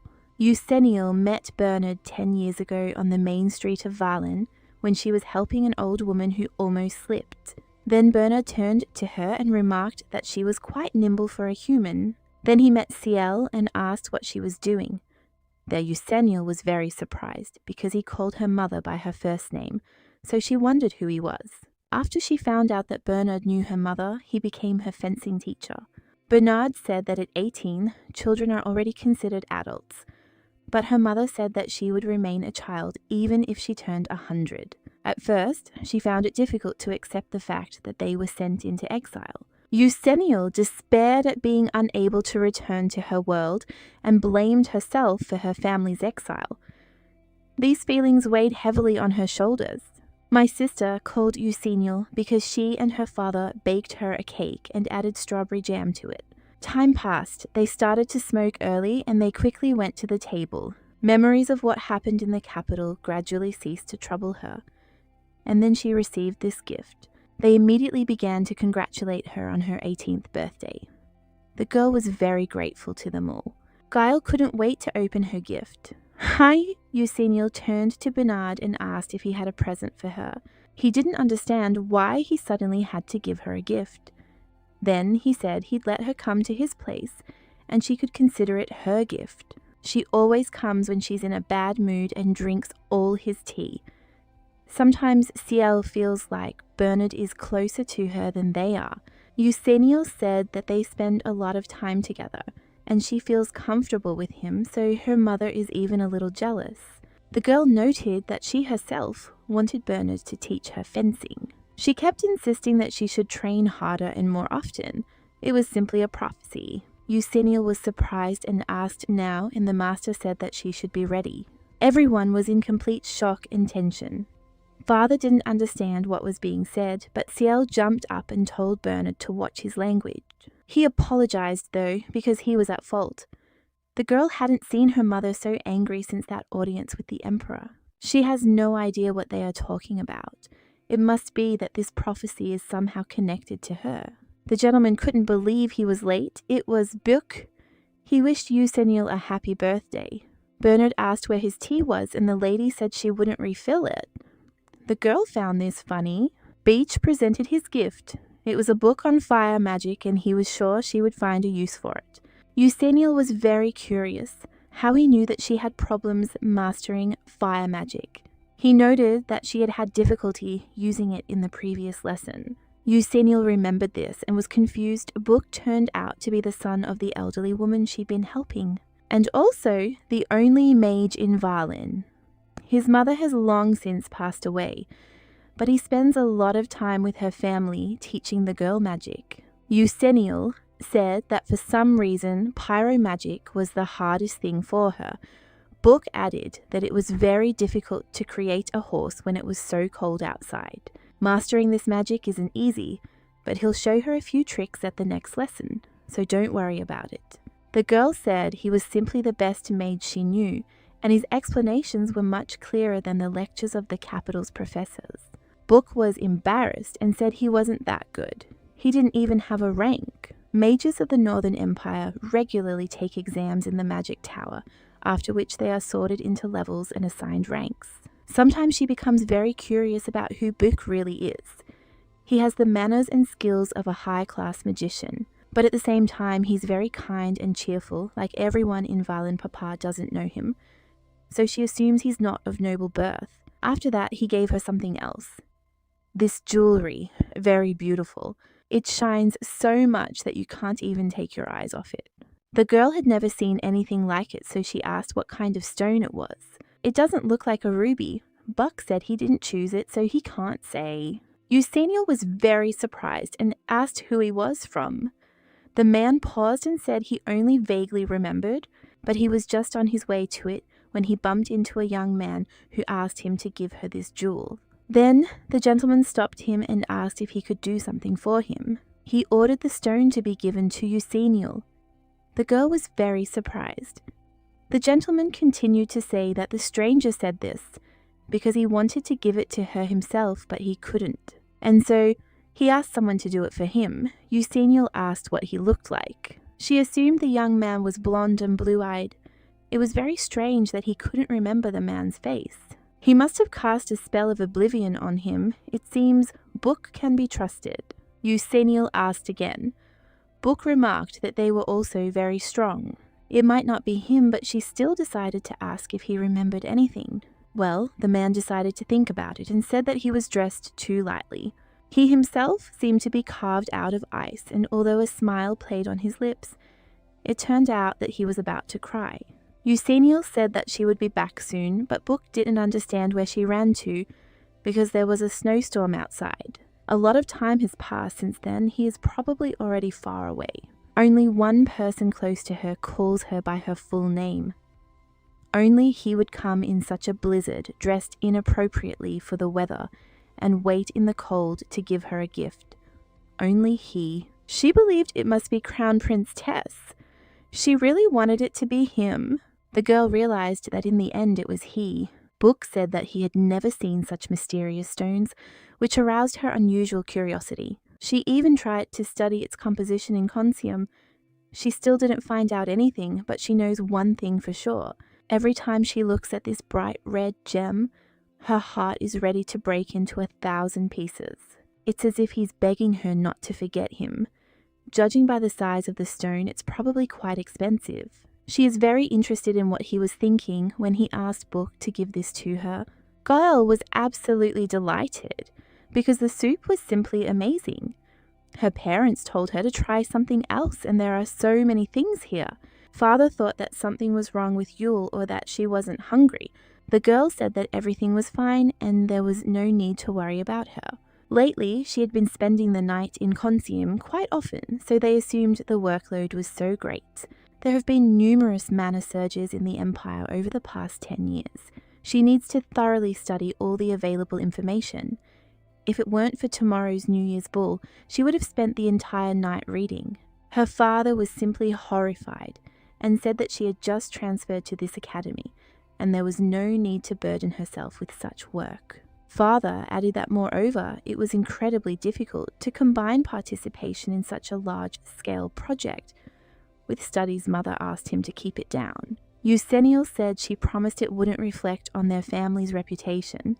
She studied history and humanities with Bernard and Buck and was significantly ahead of the curve, so she won't have any problems with her academic performance. Her father was simply horrified and didn't understand what their family's reputation had to do with it. Her father doesn't worry about that. Mother sighed and said that besides everything else, she attends social events every weekend and hardly gets any rest. Nuss said he would pick her up the following weekend, and the lady wished him a good journey. Eusenial immediately thought that as soon as she got to the room, she would immediately sit for the test. The parents were very worried and said that they were just concerned about her health. The girl said that her father had been appointed minister and that she would be able to help him if she knew what was going on in high society. Then they will be able to avoid a repeat of what happened 14 years ago. But she doesn't need to shoulder this unbearable burden on her fragile shoulders. They ask her to share it with them because they are family after all. Indeed, they are family. That's why she wants to protect them if she takes care of everything in advance. She will be able to leave them calmly when the time comes. Eusenial has become very accustomed to this world, so much so that she sometimes wonders if she really wants to go home. But she is still tormented by nightmares about what happened 20 years ago, pain in the lower abdomen, and the way her mother begs her not to leave her alone. Eusenial can still hear her mother's voice and sobs. Seal turned to her daughter and asked if she really continued to have nightmares. Her father was absolutely horrified and said they needed to call a doctor immediately. Gail asked her sister if it was true that she had nightmares. Eusenial stroked her head and said that no, she had forgotten about them since childhood and was sleeping like a baby, but let it be. So he won't overexert himself anymore so that they don't worry. Her father said that was great and asked her to tell them if she needed help. Eusenial noticed that her mother was happy when she started attending dinner parties, so she asked why. Seal said that she needs to meet a lot of men to find the one. To be honest, she was even worried that she would marry a lazybones like Bernard. His age is unknown, but father said that Bernard is too old for his daughter. Seal said that she did the same for him, but that didn't stop them. And even though Bernard has a bad character, he's quite attractive. That can't be taken away. Your father was shocked with you that his darling was praising another man while sitting next to her. Gail said that her sister likes much more attractive and gallant young men. Her type is modest men with unexpected smiles. Eusenial was simply horrified because she understood who they were thinking about now. The girl asked her sister why she had decided that Gail asked if she remembered how they had gone grocery shopping last winter, and then she was helping a boy on the street. She asked if he was okay, after which the guy thanked her for her help. The lady made sure he wasn't hurt and noted that he had hit it pretty hard. The gentleman laughed and said that thanks to her he was back on his feet again. Eusenial thought that it was the Crown Prince, but he immediately said that his name was Meal, and he asked to be allowed to treat her to tea in gratitude for her kindness. The girl thought she was acting as if she'd fallen and that he wasn't the Crown Prince. She apologized and said she was in a hurry. Meal said that it was a great pity, but if they met again, he would definitely return the favor. Gail said that she couldn't take her eyes off him, so that's what her sister thought. It was because he looked very much like the Crown Prince, that's why she was staring. Mother asked again if she was saying his name was Meal. She said that since his name ended in L, perhaps he was an elf too. Elven names ending in L, Gail was absolutely delighted as she had never met other elves. The elven youths are wonderfully handsome. Simply stunning, Gail asked if they were truly even more handsome than their father. Seal promised to tell her when there were no prying ears around me. The lady said that she was joking, so she asked her husband not to be angry. Eusenial wants to return home as soon as possible, not only because of the nightmares. The more time she spends with them, the less confident she is that she can easily part with them. Seal turned to her husband and did not understand why he was so sad. His wife thought something was bothering him. He hadn't said a word since dinner. The master said it was nothing. Seal decided to say that what she said at dinner was just a joke, and Mylene is the only one for her. After that, she kissed him on the forehead. The gentleman said that he knew about it. He just remembered the nightmares that tormented their little girl as a child. He remembered how they ran because the baby was screaming in her sleep. She was in a lot of pain. She asked for help and drove everyone away from her. She called for her mother. Ciel said that she was nearby. Her father called for doctors. The lady tried to calm her daughter down, but she said that she didn't want to die. Mylene noted that she remembers how bad things were for their daughter. Seal didn't understand how she could forget, but even though the baby was suffering, the first thing she did when she woke up was calm them down. She didn't want them to worry about her, and that makes her worry even more. They have no idea how she truly feels. Seal asked if he remembered that for a while, Eusenial had been sulking at the Crown Prince for returning them to the capital immediately after his accession to the throne. The father confirmed this and noted that Bernard had told them about it. He had said that she was disappointed, a dubious cause for joy. The lady was happy to hear this because her daughter had always hidden her feelings, and at that moment she thought she was ready to open up to them again. She thought Eusenial had finally felt free, but she closed herself off from them again as soon as they returned to the capital. It's as if she's running from something. It would be better if they stayed in Valin. Seal told her husband that they must protect their daughter from the Imperial family at any cost. To endure what is coming, Eusenial needs someone more reliable. Not a powerful ruler, but someone who will do anything for her. She wishes she could fall in love with someone sooner, but she doesn't seem to want to rush things. Milan told his wife not to worry because he knows that he is human and therefore cannot fully understand what she feels. But lately, the Emperor hasn't been looking for anything other than their daughter, and she herself isn't eager to be with him, so everything will be fine. It's the day of the New Year's Eve ball. A huge crowd has gathered, all dressed to the nines and filled with festive anticipation. But of course none of them can outshine the main star of the evening, her daughter Eusenial. The girl didn't understand why she was a star. Her mother said it was her birthday. Eusenial noted that her sister had done a great job choosing her outfit. She's waiting for them at home, so they need to get back as soon as possible. She's sad there, and before they go, she asked them to have some fun for her. Mother remarked that she was a wonderful little sister and was very pleased because her girls were very friendly. Eusenial wanted Mother to stop this. By the way, Mother looks especially elegant today. Ciel said her father promised to arrive at the ball as soon as he finished work at the palace, but he never liked such events, so she doesn't understand why this is so. After these words, the father immediately showed up and said that he had been waiting for them for a long time. I sent him such a beautiful wife and daughter. Ciel said he looked stunning too. Eusenial added that they were well suited to each other.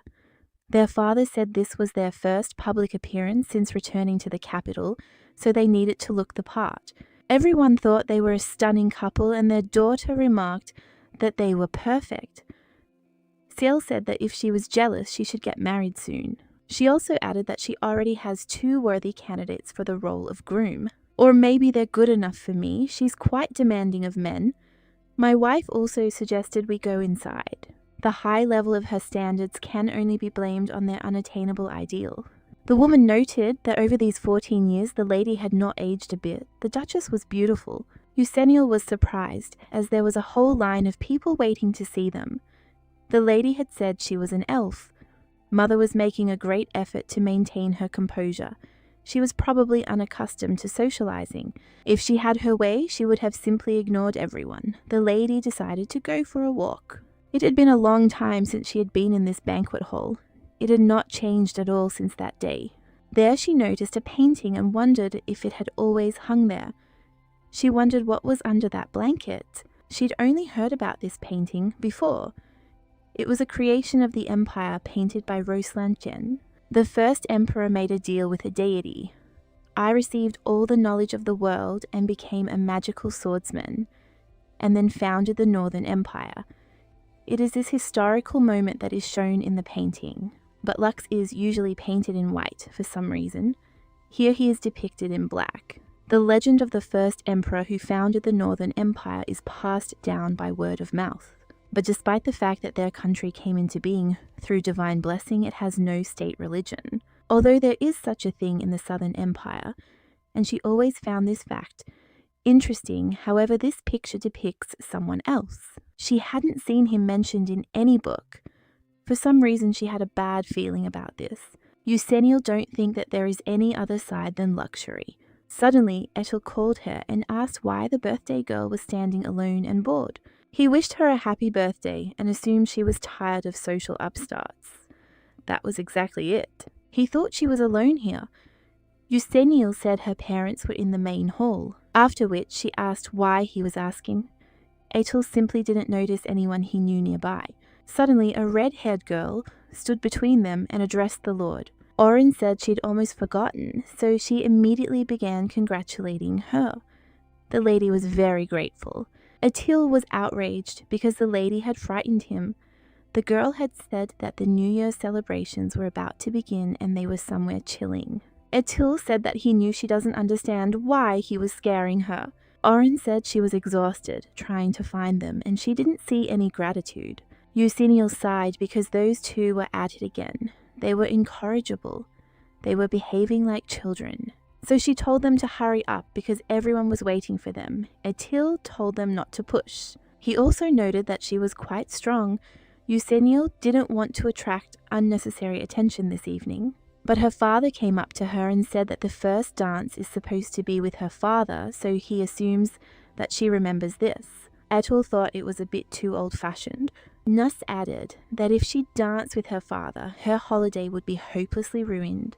But father said that their family had been deprived of the pleasure of attending this ball for many years, so they needed to make up for lost time. Apparently that's impossible.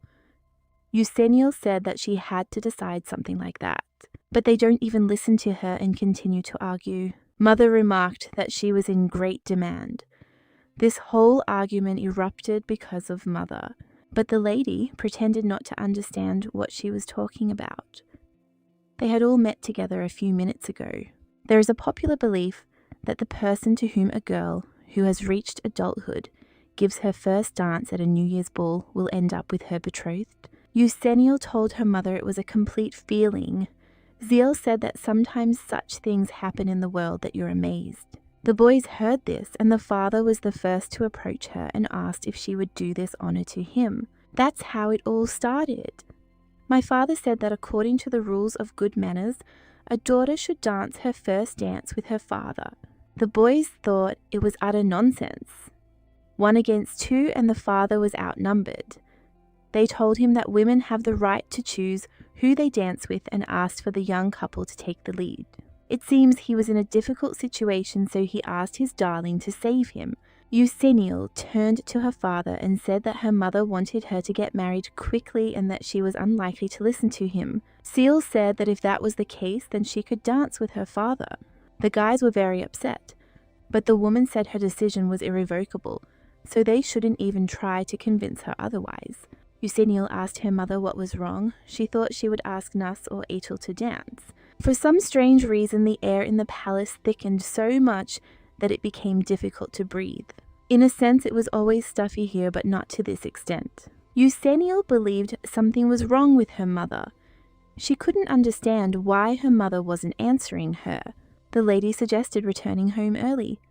The girl was surprised, and her father began to suspect something had happened. It wasn't air, it was aura, and it was creeping up on Eusennial. It was about to swallow her whole, but it was completely unclear where she came from.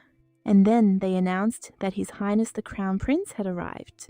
Eusennial wondered what was going on, that she hadn't seen him for a long time.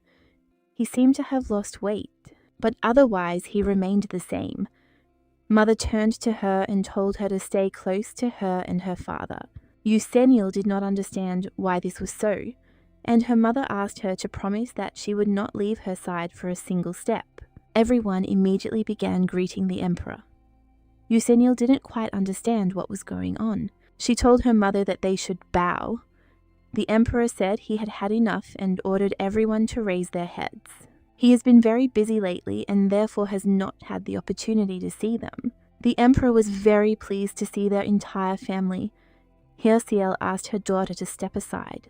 The girl didn't quite understand what had caused this sudden change. She couldn't believe it was all because of His Majesty's appearance. Everyone immediately began to look at that jet black hair and majestic posture. Tess's hair was raven black, perfectly styled, immediately catching the eye. This colour was a clear sign of his Imperial lineage, the symbol of a true heir. This shade wasn't just beautiful, it was sacred. Ciel believed they had all been brainwashed at some point into believing these traditions and attributes were immutable. Despite all her doubts, she couldn't understand how this was possible. Tespelen, standing before her, calmly said that their empire's anniversary had arrived, meaning it was time for celebration. He invited everyone to celebrate this momentous occasion, hoping that the coming year would bring them even more success and stability. It felt like his confidence in the future was unshakable no matter how difficult things were for him. He asked everyone to have fun, forgetting all their troubles. Flower petals began to fall, disappearing as soon as they touched his palm, dissolving into thin air like a mirage, leaving behind only the ephemeral quality of the moment. The spectacle created an atmosphere of a vanishing past, and from it Eusennial felt as if the Tess she once knew was vanishing, giving way to a new, incomprehensible and much colder emperor. In an attempt to distract herself from her obsessive thoughts, Eusennial suggested to her father that they go dancing on the sidelines and return home immediately lest they lose their inner harmony. But her plan was soon thwarted by the Emperor himself. The Emperor remarked that he remembered who was celebrating their birthday today.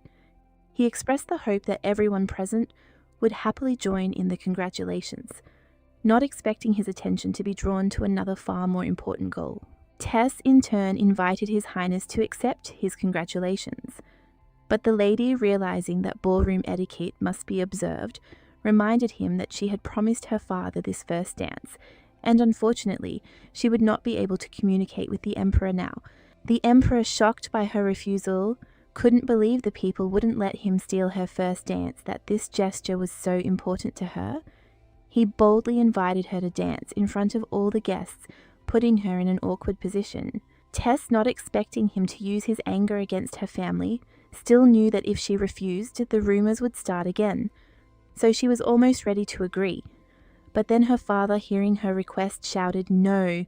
The Duke, seeing the situation growing tense, asked the Emperor to allow them to spend this moment together. But in response, he only shrugged, expressing his concern. Ciel, not wanting to make a big deal out of it, asked her daughter to come closer. Her father proudly remarked that he had long dreamed of dancing with his daughter at this particular ball, and that she was truly important to him. Tess turned to Duke Hardland and remarked that traditionally young girls were expected to dance with their peers. This wasn't disrespectful, but rather an old imperial tradition, and dancing with the Emperor would enhance her social standing. Eusennial wondered, when Tess had learned to express her thoughts so clearly and reasonably, the mistress felt how her indecision sometimes affected her decisions. This wasn't just a question about the dance, but about her position. She thanked Tess for the offer, but explained that her daughter had already promised this first dance to her father. A promise she could not break. She could only hope the Emperor would understand. The Emperor contained his disappointment, but did not insist, adding that he would not interfere with her if she nevertheless decided to keep her word and give the dance to her father. In the end, he suggested that Lady Eusennial herself make this difficult choice, for it was her day, her first dance. The thought hung in the air and all eyes froze for a moment. Eusennial sensed the Emperor was being cunning. However, she firmly stated that she would dance with her father as she had promised. There was not the slightest hesitation in her voice, though she sensed that her decision concealed her personal feelings. The Emperor seemed resigned to this decision, though he didn't hide his slight disappointment. But then, unexpectedly, he grabbed her hand and whispered her name. Eusennial almost thought he was about to kiss her right there in front of everyone. However, he merely noted that she was wearing the very brooch that suited her so well. The lady didn't understand what exactly the Emperor meant, but something in his voice made her wary. Tess asked if she was curious about the stone. He promised to tell her about it, but demanded her first dance in exchange. Then, smiling, he asked what she would say to his proposal. Eusennial considered this. It was obvious Tess was unwilling to back down, but she decided to agree anyway, offering her hand to the Emperor, intending to fulfill his condition. It was a compromise she could accept. Seal, watching this, didn't agree at all. Concern flashed in her eyes, and she hastened to tell her daughter to return immediately. She understood that the situation was getting out of control. Tess looked at the Duchess in surprise, noting that her words clearly contradicted established rules. He asked if she truly believed that two young people had no right to dance together, especially on such an important occasion. He reminded her that this was one of the oldest rules of ballroom etiquette in their empire, and if she thought otherwise, perhaps she was acting this way because she feared he might harm her beloved daughter. But Tess hastened to reassure her, assuring her that Lady Eusennial's safety was his top priority. He gave her his word that not a single hair would fall from her head and that he dared ask for no more. He added that, of course, only if Eusennial herself didn't want it. And so when everything became clearer, he suggested they go to the dance floor, assuring them that no one would interfere. When they walked away, Eusennial, still tense, told him that he knew perfectly well she would never even consider consenting to his advances. Tess in turn asked if she was truly so sure of that. During the dance, the Emperor began to notice something was wrong with the girl. She didn't look as happy as she should have. He couldn't figure out what was bothering her. Her face reflected only anxiety, and her movements were constrained. At one point, the girl stepped on his foot, and Tess began to think she was angry. He couldn't be sure, of course, but her behavior clearly didn't match the positive emotions he expected. Eusennial explained guardedly that it wasn't that, she simply felt uncomfortable in his arms and it was difficult to dance under such tension. Tess, chuckling, began to wonder if perhaps he wasn't leading her well. Eusennial was very embarrassed and said she didn't think she danced very well. It wasn't so much a confession as an attempt to ease the tension they both felt. The gentleman reassured her. The Emperor, trying to lighten the mood, said there was nothing wrong with that. She could simply follow him and the dance would be over. There was kindness in his eyes and he wanted to help her feel confident. When Tess looked at her, he couldn't help but think she was a true goddess. Her every gesture, every movement radiated such beauty that he felt it was a crime to be so charming. Eusennial, feeling increasingly uncomfortable, began to get angry. She asked if he was going to hold her for the entire dance, as she was tired of all the attention and pressure. She asked him to let her go, to regain at least some personal space. She noted that all their guests could hear their conversation, but fortunately they couldn't fully see their interaction. The Emperor, noticing her confusion, wondered how to resolve this awkward situation. He made up his mind, and again, with a slight movement of his hand, the petals began to fall. This gesture distracted the guests, and now no one could focus on what was happening between him and Eusennial. Tess felt he'd managed to divert everyone's attention from their dance, and now everyone was focused on the falling petals. At that moment, the mistress, seeing all eyes on them, asked him to stop fooling around. She adopted a more formal tone and began addressing him as you, knowing how much he disliked her formality. It was her way of cooling his ardor and returning to a calmer atmosphere. Tess, a little disappointed by her approach, called her a pest, but the mistress replied that he shouldn't call her that. She asked him to stop using magic lest his frivolous tricks end badly. He'd expended too much energy trying to distract people, and she'd never seen him use such charms to bewitch people. She realized his actions might have been overly theatrical, but she was surprised he'd needed no preparation. Tess was shocked that she thought it was frivolous, because for him it was a way to make her day special. He just wanted her to feel important, not something overdone. He said that if she was worried about what others thought, he would simply erase their memory of what happened, and she shouldn't worry about how they would perceive her actions. This would require a little more effort, of course, but it would be worth it. He assured her that now she should think only of him and everything else would be left in the past. Tess assured her he could give her anything she desired, but his words burned her skin and she couldn't help but feel that his antics would one day come back to haunt her, because nothing he did was simple. Eusennial paused and said that if he truly wanted to please her, he should tell her about the stone in the brooch. She tried to understand what exactly was hidden in this gift he might have offered her.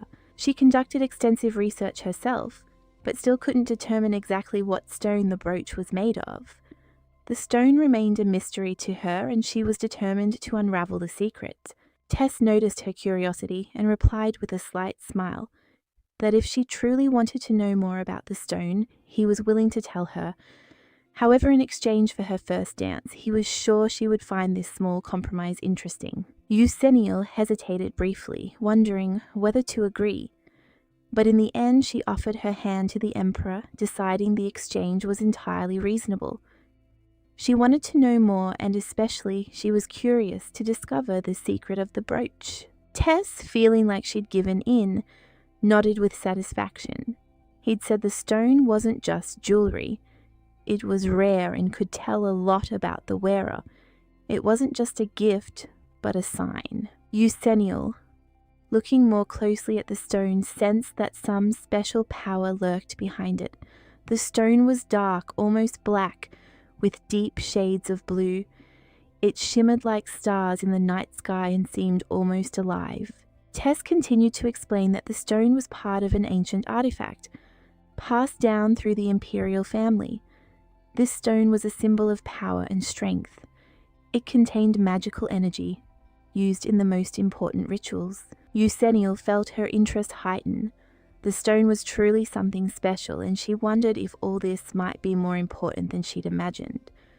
But she wasn't in a rush to make a decision and decided it would be worthwhile to talk to him later. Tess approached again and said that if she really wanted to know everything he had to say, she would have to dance with him. He was sure it wasn't just a dance. It was an opportunity to learn more about her own destiny and future. Eusennial replied with a smile that she could promise him a dance, but she was in no hurry to reveal all her thoughts. She understood that life was full of mysteries, and this was only one of them. The dance, like so many other things in their lives, was just part of the game. So, she wants to know what it is. Eusennial demanded an explanation from Tess, insisting he explain what this heart was that was troubling him so much. Tess felt her insistence fill the space between them, and he didn't know how to explain exactly what was bothering him. Eusennial grew increasingly puzzled and began asking questions. Tess looked at her and, sighing, said that it was literally his heart. He said it wasn't a metaphor, but truly his heart, which made him suffer and ache. He began to say that her appearance in his life had played a huge role. He felt that her light could somehow help him understand this painful state. Thinking back to his childhood, Tess felt only pain and loneliness.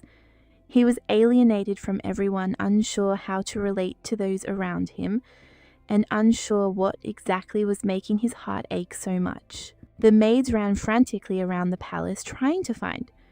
His Highness Tess was always disappearing, and they couldn't figure out where he could have gone. But finally they found him in one of the palace's secluded corners. Last time he hid in the pantry, and this time he was hiding again in a dark corner. And then they found him. The maids rushed to his side, ready to help, but Tess refused. They hastened to report their discovery to His Majesty. But despite this, they could see that something was wrong with the boy. He looked very weak and anxious, almost exhausted. The maids couldn't understand why he was shaking so much and asked if he could hear them, but the boy simply remained silent, unwilling to explain. He felt his body aching with pain and didn't want to look at anyone. Tess saw them as black, as if their souls were hidden from his sight, as if their auras were clots of fog that obscured all their true feelings. He himself suffered from this. The boy couldn't contain himself any longer and hit one of the maids to keep them from getting so close. The others started asking if she was hurt, but he didn't want to answer. For a moment the maid actually felt pain, but she was fine.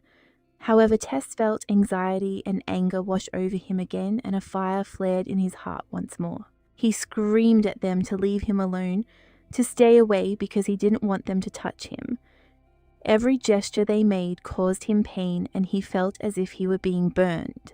The maids, unable to understand what was happening to the boy, tried to calm him, but he was obsessed with his perception of other people's souls and could not escape the pain their presence caused him. There was unbearable pain in his eyes, and Tess couldn't hide it. He cried all the time because he felt the pain growing stronger and didn't know how to get rid of this excruciating feeling. Tess was an unusual child, possessing an ability he couldn't explain, the ability to see the souls of others. The aura of each soul was like a veil that concealed a person's identity from the eyes of others. The boy never understood the emotions of those around him because he couldn't see their faces. For him, souls were everything, and he couldn't discern them from the outside. This created even greater isolation and misunderstanding. He felt like the human soul was covering everything around him, like a veil preventing him from connecting with others. Tess thought his mother was upset again, and this tormented him. The boy asked his mother if she was angry with him, but she replied that she wasn't at all. However, her disappointment was understandable, as he had skipped classes again and even hit the maid. Tess knew she didn't understand him. She thought he was just a spoiled child, but he couldn't explain what was tormenting him. The souls of people were so uneasily intertwined that it seemed unbearable. Tess told his mother he simply didn't like people. He felt their greed and selfishness constantly surrounding him, and it was excruciating.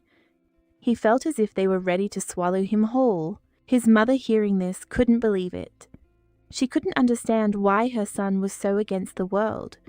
She said such thoughts shouldn't occupy his mind. She didn't want to hear his excuses. He repeated the same thing again, just like before. And so they had to find new maids again, because his behavior was becoming increasingly erratic. Tess's mother couldn't understand why he couldn't just be like all the other children. In her eyes, he was just a capricious prince, and she couldn't understand why he was so preoccupied with the souls of others. But Tess knew that only he could see the souls of others. Each person had their own unique aura, their own color, and this created a constant pain in his world. His eyes suffered from this constant sight. His eyes ached because they saw too much, because they were confronted with a reality others couldn't comprehend. He was alone in this, and it felt like a real punishment. The mother sighed, looking at her son, and said she believed him. She knew that if she wasn't there for him, no one else would. She promised to support him even though she didn't understand what he was going through. Tess felt a sense of relief at these words. He believed his mother was finally beginning to understand him, and this lifted his spirits. He was grateful for her support even though he still felt alone in his pain. Tess's mother thought he was still a child after all, and that at his age, such tantrums were normal. Children often go through hard times, and perhaps with time he would outgrow this oddity. She hoped he would gradually learn to control his emotions. Perhaps if she played along with him a little, he would soon calm his fears and begin to think like an adult. But her plans for the future were even grander. When Tess grew up and was ready to inherit the throne, she planned to arrange a marriage for him with Duke Xuan's daughter.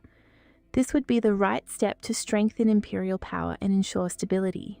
The boy, having listened to all these reflections from his mother, felt as if his life had once again been placed at someone else's mercy. He felt how far this was from what he himself would have wanted, and he decided he couldn't come to terms with it. He said she was a liar. The mother was shocked to hear such words from her son and began asking him what he was even talking about. She couldn't understand how this could happen since she had always been there trying to support him. But Tess continued that she was only pretending to believe his words and feelings. He saw right through her and knew she was only interested in her goals, not him as a person. This upset him, but he couldn't remain silent. The mother was stunned and furious, asking how he dared speak so insolently to her, his own mother. She couldn't believe her own son was accusing her of dishonesty, and it was a huge blow to her. In response, she stated that it seemed he could use a few lessons in manners. She believed that Tess simply didn't understand how to behave with people, and it was unlikely that at his age he could fully comprehend all his actions. That evening, as the day drew to a close, she approached her husband, the Emperor. She expressed her concern that Tess needed more attention, and that perhaps he would benefit from having a younger brother. The Emperor laughed, at first not taking her proposal seriously. He believed Tess was still too young to worry about such things. In his view, the child still needed to grow, and any problems with him were temporary. His mother, on the other hand, was worried. She explained that Tess needed someone to look up to. She was also concerned about his health. He continued to have seizures, which was troubling her. The Emperor, seeing her uneasiness, disagreed, believing it was just another whim. However, his mother insisted that perhaps it would be better if Tess made a new friend, so he wouldn't feel lonely. She suggested that the Duke of Swen's daughter, a young woman, might be a suitable role. Perhaps if they met, Tess would change for the better and begin to see life differently. Tess couldn't even imagine revealing his feelings and thoughts to anyone. His world was too dark and sick to allow anyone into his life, and everything changed only after meeting her. Having the ability to see other people's souls is not as great as it might seem at first glance. The maid played with him and told him not to be afraid, because this rabbit was his friend. She greeted him. The boy was surprised and asked again if he really was his friend. The maid said she and the bunny really wanted to make friends with him, which turned out to be much easier than she thought. Earlier, the Empress said that whichever of them could entertain the Crown Prince would receive a generous reward. Although the Empress's offer was generous, she was reluctant to accept it because all the maids who had ever interacted with the Crown Prince had lost their jobs. If she decided to try to get along with the crybaby prince, she had plenty of courage. She believed he was still a child, albeit a capricious one. She would simply play with him and receive a good reward. Tantrums and hysterics are one thing, but she hasn't seen this boy's eyes. Her gaze sends shivers down her spine. Tess asked her if she really wanted to be friends with him. The maid didn't understand why he frightened them so much, since she thought he was a completely ordinary child. That's why she said that she would always be on his side and that he could trust her. The boy said she was a liar. The woman was shocked, and the boy said she was lying to him. Tess knew this for sure. The woman immediately apologized and begged him to forgive her. She ran away from there. The boy noticed that she didn't last long. He's really fed up with all this. That's why he wants to be alone. Since he refused to communicate with anyone except his family, his father decided to help him make friends. The father asked him to be polite and courteous when he met the young Duchess. Duke Hardland is loyal to the Imperial crown, and his family may provide him with great support in the future upon his ascension to the throne. Besides, he'd heard that he and his daughter had a lot in common. Tess couldn't believe it. It seems this is the girl the maids were gossiping about the other day. They said the lady had never cried since birth, and they thought it odd. Oh, these children! While one cries endlessly, the other does not cry at all. But they are so different that it seems that they were made for each other to balance each other out. The boy wondered what was so interesting about her, that people were talking about her so much. He couldn't understand what attracted people to this girl and what she meant to everyone. But he still had to go to this reception, despite his inner resistance. Tess didn't understand the point, since to him all people were the same, and he didn't understand why he needed to draw attention to himself. He asked his father if this was really necessary, because his eyes were starting to hurt from looking at other people at their hypocrisy and emptiness. The emperor, addressing the crown prince, said that he was still too young and did not understand many things. So for now, he turned a blind eye to his whims. But this did not mean that he would be allowed to do whatever he wanted. He warned him that he would no longer tolerate his displeasure and would not allow him to upset his mother. The boy paused, unsure of what was being discussed or what exactly he should do. Tess didn't understand what he expected from him. His father continued to insist that he behave properly, which only irritated him further, as it all seemed like empty words. He didn't understand why everyone always cared so much about how he felt, while his own feelings seemed so insignificant. Gritting his teeth, the boy smiled and promised to be polite. The gentleman praised him, calling him a good boy, but Tessa was already sick of this hypocrisy of false words that had no meaning. The palace was full of people with selfish motives and filthy desires, and even his mother was obsessed with achieving her own goals.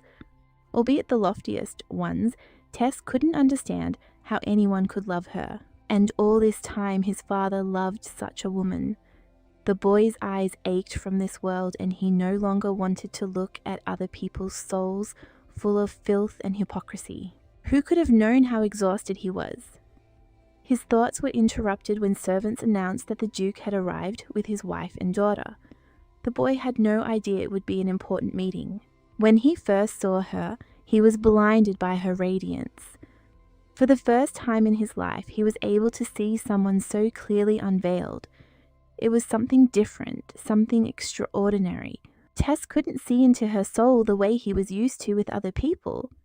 But with her it was different. Her inner world was like clear glass, and that caught his attention. From the moment they met, Tess wanted to never be separated from her. His heart was overflowing with emotion, and he couldn't shake the thought of her. He knew that perhaps she would consider his feelings ridiculous and naive, but he could not control what was happening in his soul. In his tiny world full of pain and suffering, she became the only source of light that dispelled the darkness. She became the spark that could melt his isolation. Eusenil was the only person who saw him as more than just the crown prince, but a true friend. This was perhaps what Tess had been missing in his life. She noticed his nose was bleeding and quickly told him to keep his head down, but he confidently said he was fine. She didn't believe him and immediately insisted he accept her help. Eusenil noticed that he was often sick, and the boy was surprised, not realizing that she could notice this. He realized it was true. If he thought about it, no one in his family had ever been sick, and that was unusual for him. She also added that he should remember to keep his head down, and that she would pinch his nose to stop the bleeding, warning him to tell her if it hurt. The boy, however, didn't consider it anything important and allowed her to do whatever she saw fit. He felt she could be trusted and that her concern was genuine. Over time, the more time they spent together, the less he cared about anything else. Eusenil became more important to him than any palace intrigues or court games. The boy felt like Eusenil was beginning to like him, and he hoped that one day she would love him too. He dreamed of them getting married and living happily despite all the difficulties. But every time he tried to get closer, she repeated that he wasn't her type, that he wasn't her ideal. These words made him doubt himself and feel disappointed. He thought about how to change his appearance because he knew that she liked brunettes with black eyes, and he thought that if he could become like that, she would notice him. This was the last straw. He lost his composure as he couldn't understand why she couldn't love him for who he was. Eusenil said she didn't want to attend another social event because she didn't like the extra attention. It irritated her, and she preferred simplicity. She never liked ostentatious things, neither luxurious dresses nor jewelry. She knew what she liked and what she didn't, and she didn't try to pander to fashion trends. She also never worried about what others thought of her. All that mattered to her was what was going on inside what she felt. All that mattered to her was her studies and her pursuit of knowledge.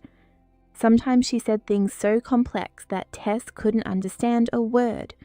She was a mystery to him. Eusenil wondered if there was a way to travel between worlds, but unfortunately, if there was such a way, they didn't know about it. It pained Tess to see her in despair, so he decided he would give her whatever she wanted. This was a natural decision for him, as he couldn't stand by while she was sad. If anyone asks why he does this, he'll give a simple answer: because he loves Eusenial, and for him that's enough to make any decision. Eusenial was very kind, because even when he was bored, she always found time to play with him to show that he was important to her. She didn't like being fed and was always attentive to his requests. She played with him, read books, and this brought him joy. The boy was delighted by her attention. Eusenial noticed his eyes were red and worriedly said that he was probably sick again. She always noticed the slightest changes in him. Even the most insignificant things couldn't escape her gaze. The way she looked at him and spoke to him made his heart flutter. While she was reading the book, Tess began to yawn, so the girl assumed that he hadn't gotten enough sleep. The boy told her that this was not so, but he himself remembered that he had had another attack the previous night. Eusenial told him he could rest his head on her shoulder and take a short nap. She would wake him as soon as she finished reading. Eusenial was such a warm calmer and so sweet, he wanted this moment to last forever. He really wanted her to love him too. He wanted to be with her forever. Tess didn't know what to do with him because she only liked dark-eyed brunettes. He wasn't the type she needed. Tess is becoming increasingly worried about this, and he wonders what will happen if she falls in love with someone. Eusenial is always surrounded by attractive young men, so perhaps she might choose one of them. And then he will be left alone. When a person becomes unnecessary, people simply erase them from their lives. Such are the rules of this cruel world. The boy remembered the Empress telling her husband that she would like to give the populated prince a younger brother. If he wanted to stay with Eusenial, he would have to win her heart. But he doesn't understand how to do this, because he can't change his appearance at will. It would be easier if she were as mercantile and greedy as the others. At least then she could be attracted by wealth and power. At that moment, his greatest fear was being abandoned. It hadn't bothered him before because he was already lonely. But now that Eusenial is in his life, he can no longer refuse her sweetness. So the boy decided he needed to find a way to change his appearance. He would give anything for it, and when he was about to lose his mind, he appeared. The voice asked if he wanted to get her. If so, then he could help him. He simply had to let him into his mind and soul. He seemed strange to him, but at the same time very familiar. Tess asked him who he was. This caused conflicting feelings. He is a deity that people have forgotten. If the boy makes a deal with him, he will fulfill any of his wishes, no matter whether he wants to conquer the entire continent or bathe in gold and precious stones. He could even make Eusenial love him, the boy thought. But then he realized that he couldn't do that. She wouldn't like it, and besides, he wasn't sure if he could be trusted. The voice asked him if he knew whether he was worthy of his trust. He seems to be able to read minds. God considered him a foolish child and said he would give him a gift and leave him for a while. He bets that the boy will soon be very eager to meet him again. After that day, he began to grow rapidly, but the anxiety did not go away, and a series of events only confirmed his fears. He decided that this freak would simply take Eusenial away from him. He even had black hair. It seemed that this meant that she would prefer him. The boy decided that this would not happen. Tess would never agree to this. The deity came to him again and said that if they made a deal, he would take care of everything. So the crown prince agreed. The deity decided to tell him a story about the lies that more than one generation of his ancestors grew up on. The god with whom the founder of the Northern Empire made a contract only pretended to be a deity. In fact, he was a devil. However, the first emperor guessed about this, but this did not stop him from concluding the fatal deal. As a result, he received an unlimited supply of mana and access to all the knowledge of the world. This allowed him to put an end to the troubled times and found a new state, and everyone already knows what happened next. He asked the boy what he thought the devil demanded of the emperor in exchange for his services. He set a surprisingly simple condition. He simply wished to mix his own blood with the emperor's, that's all. From that moment on, his blood flowed in every heir of the empire. This is the devil's blood. However, the demonic essence brought them all together, devoured them from the inside, and in the end, the sad fate of disappearing into the darkness awaited them all.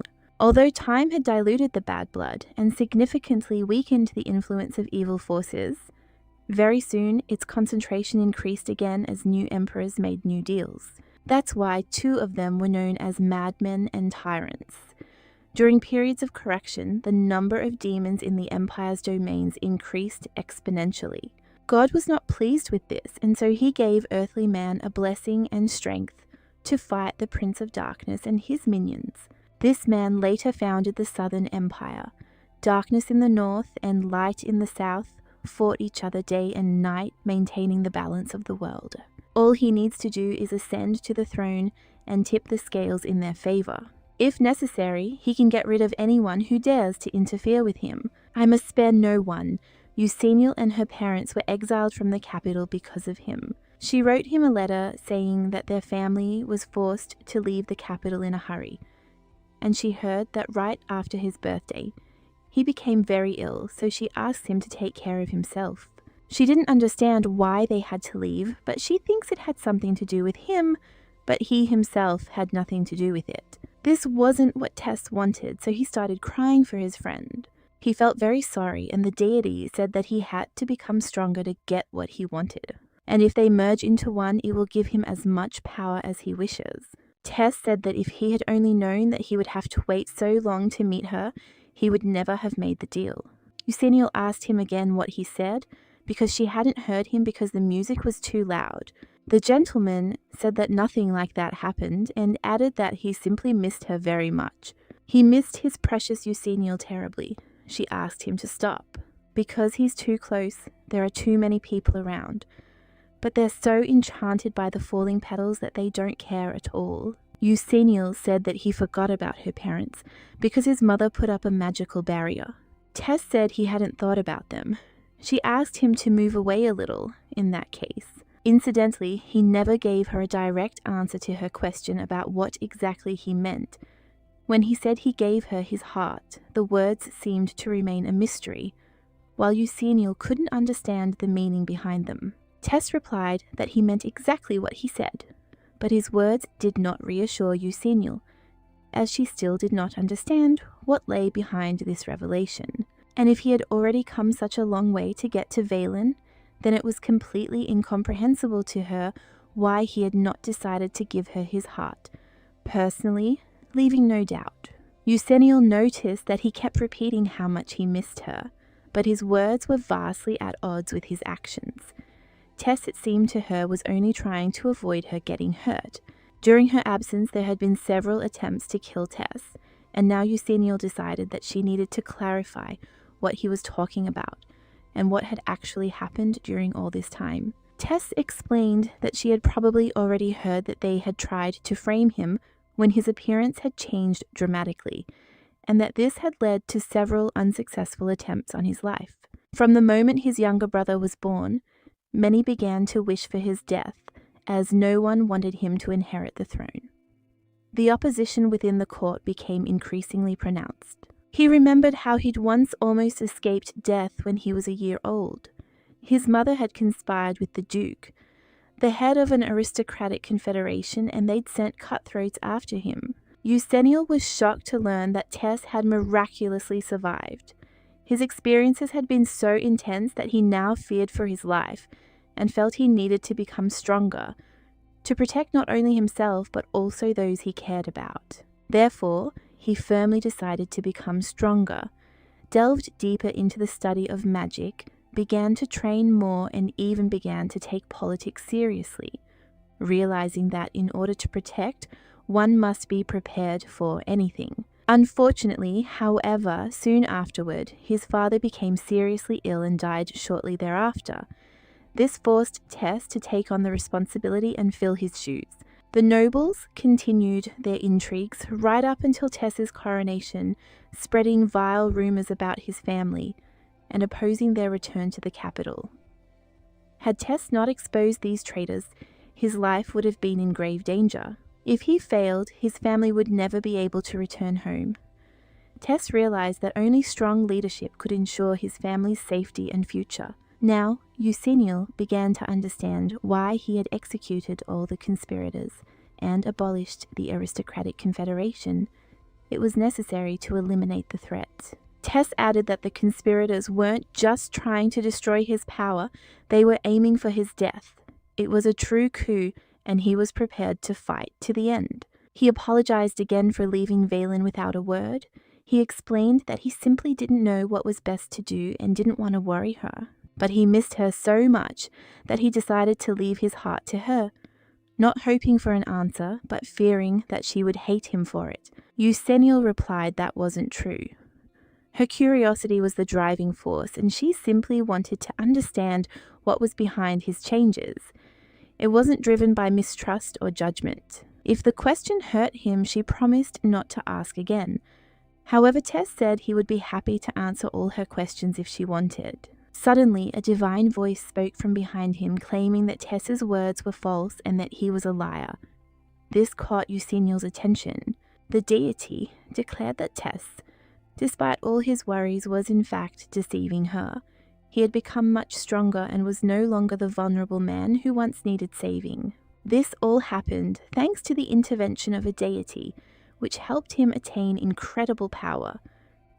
Eusenil couldn't understand why Tess suddenly froze as if something had changed in his mood. Tess apologized for his words, and the deity continued mockingly claiming that here she was, his precious Eusenil, right in front of him, and she was too good for him to lose. The deity continued to say that if Tess continued to do her thing, he would lose her again just as he had lost her once. Eusenil, noticing that Tess had turned pale, asked worriedly if he was all right.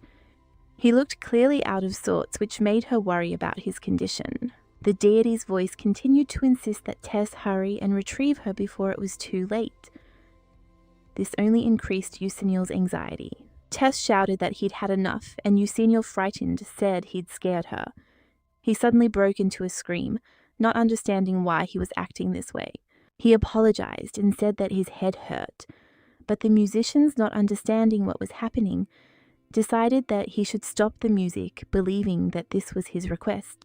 The lady noticed that Tess looked unwell and suggested taking his temperature to see if there was cause for concern. Eusenil sensed he had a fever and asked if he was completely okay. He looked tired and weak, as if he lacked energy. The voice kept repeating that Tess should take her and possess her, which made Eusenil even more worried. Eusenil continued to complain that Tess was acting strange, but he reassured her that he was fine. However, his condition increasingly resembled extreme exhaustion. Tess reported that his headache was not going away and decided it was best to leave before his condition worsened further. Eusenil tried to stop him, but he had already turned and walked away, leaving her completely bewildered. He looked like he wasn't himself. Her father approached alarmed and asked what was wrong, as he had heard her scream. Eusenil explained that Tess had become ill and she didn't know what was happening to him. She admitted that she had noticed strange behavior in him before, and now that he was gone, her anxiety only increased. She couldn't understand what was going on. Eusenil tried to figure out what was wrong with him, while Tess continued to struggle with his serious condition. She was tormented by the thought that something serious was wrong with him. After the New Year's ball, the bustle finally died down and a long-awaited moment of peace arrived, but many unanswered questions remained in her soul. Gail, noticing the change in her mood, asked her sister to look at the beautiful Mimlock tree to distract her from her thoughts at least a little. Fruit picking turned out to be much more fun than she thought. It was just a shame that Valen didn't have such fruitful trees as here. Eusenil savoured every moment remembering her home. The fruit was not only beautiful, but also incredibly delicious. Eusenil warned her not to eat too much, otherwise she risked ruining her appetite and not having time to enjoy the main course. Once upon a time, this tree was so small that even a cat could barely reach its branches. Now it had already produced a full harvest, and they happily gathered the fruit, watching everything around them grow. Time flew by. Gail noticed that she worked too much and didn't notice how quickly the days passed. It seemed that was why she stopped finding time for simple pleasures. The New Year's Eve ball was long gone, but Eusebius still had worries. They grew more numerous with each passing day.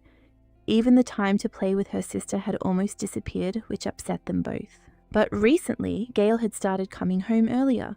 Research in the lab was progressing well, and there was no longer a need to stay late into the night, which of course pleased Eusebius. Gail said she'd soon be entering Consium, which meant they'd be able to see each other much more often. This was encouraging, as her sister had been looking forward to the time when they'd be together. Eusebius figured the academy and the lab were quite far apart, and she wasn't sure how often they would cross paths. But she didn't want to upset her sister and decided to remain silent. Gail was so glad she wouldn't have to be alone in the house anymore. This brought Eusebius relief. She finally felt like her life would be a little less lonely. The girl eagerly awaited the start of the school year, when life would once again sparkle with new colours. This was something important to her, and she was ready for new challenges. Because change is always exciting, Gail said she wanted to take a fruit basket to her mum and dad. This decision surprised her greatly, as she hadn't shown much interest in household chores, lately focusing all her attention on herself. Gail had always been bright and cheerful, but her words now worried Eusebius. Things seemed off, as Gail had been finding herself alone a lot lately, and this was clearly not the norm. Yes, Gail often sat alone with her parents, as they were so overprotective of Eusebius. All their attention was focused on her, and Gail seemed forgotten. Maybe she should talk to them? Eusebius felt it was time to bring this to her parents' attention, as Gail was entering adolescence. She could have become more independent, but her overprotectiveness was seriously hindering her. Eusebius felt as if she'd only been born yesterday, and now her sister was already entering the academy. It was incredible how quickly time flies and what could happen in such a short time. She felt full, as if she hadn't even had time to process what had happened, and now new mimlocks had already grown on this tree. It was a reminder of how quickly life passes even when you don't notice. Time moved, and Eusebius couldn't help but notice how everything around her was changing. It was as if she was standing in one place, while the world around her continued to move endlessly, as if she couldn't follow it. Another year passed, but the questions didn't become less pressing. Eusebius wondered how much time had passed in her world, and how her mother and father were feeling with her so far away. She kept thinking about her future, about the nightmares that tormented her and the questions that remained unanswered. Would she be able to return home, or would that thought forever remain just a dream? And then she realized she was losing it again. Her thoughts had wandered, and she decided she needed to focus on something more important and tangible to keep herself in check. Eusebius remembered that she wanted to treat Tess to some of their fruits, and at the same time to visit him, because she hadn't heard from him for months. Meanwhile, Tess lay there feeling very ill and in pain. He simply begged her to come quickly. The Duke informed His Majesty that suspicious activity had been noticed near the southern borders. He heard that the neighbouring empire was amassing troops there, and therefore they should begin preparing for an emergency. Suddenly, a man from behind turned to Duke Hardland and asked if it had occurred to him, when he was compiling this report, that it would be a good idea to include some solid evidence to go along with such a serious statement. It was Duke Rantier. Duke Ridzel believed that his lordship was not afraid of the possible consequences, because his daughter had been honoured to dance with the Emperor. Duke Bonaparte was simply horrified and couldn't understand what they were even allowing themselves to do. Mylène said everything was fine. Rantier turned to Bonaparte and noted that he was always trying to start a fight with someone, and perhaps it would be better for him to mind his own business. Although Duke Rantier and Duke Ridzel hold the same social status, they hate their family because they support the Emperor. They are said to have been the ones who fought harder than anyone else for their expulsion 14 years ago. They went quiet for a while, but then bared their fangs again after the ill-fated New Year's ball. The Emperor ordered everyone to remain silent, then turned to the ducal Hardland and inquired how often the knights of the Southern Empire hung around their borders. Lately, they have been seen there more and more often, but it cannot be said that this happens with enviable regularity. Bonaparte thought they might be hunting demons. This is unlikely as we're talking about an army that reports directly to the emperor. And this is also true. The personal detachment of the ruler of the state has completely different tasks. This army has only one purpose. It exists to maintain peace on the continent. They conduct training on their boundaries to keep him on a short leash. The emperor thought this was foolish. The deity asked if he was simply going to sit back and wait for them to attack. The emperor considered destroying them all as he had more than enough power to do so. The thought haunted him, but he restrained himself. While the threat of war with the Southern Empire may be minimal, there's another problem. The borderlands are teeming with demons. Constantly being on guard has become routine for him. Over the past 10 years, the demons had become far more brutal than before. The emperor sighed deeply, feeling the weight of responsibility resting on his shoulders. The duke's gaze, reminiscent of Euseneal, evoked painful memories.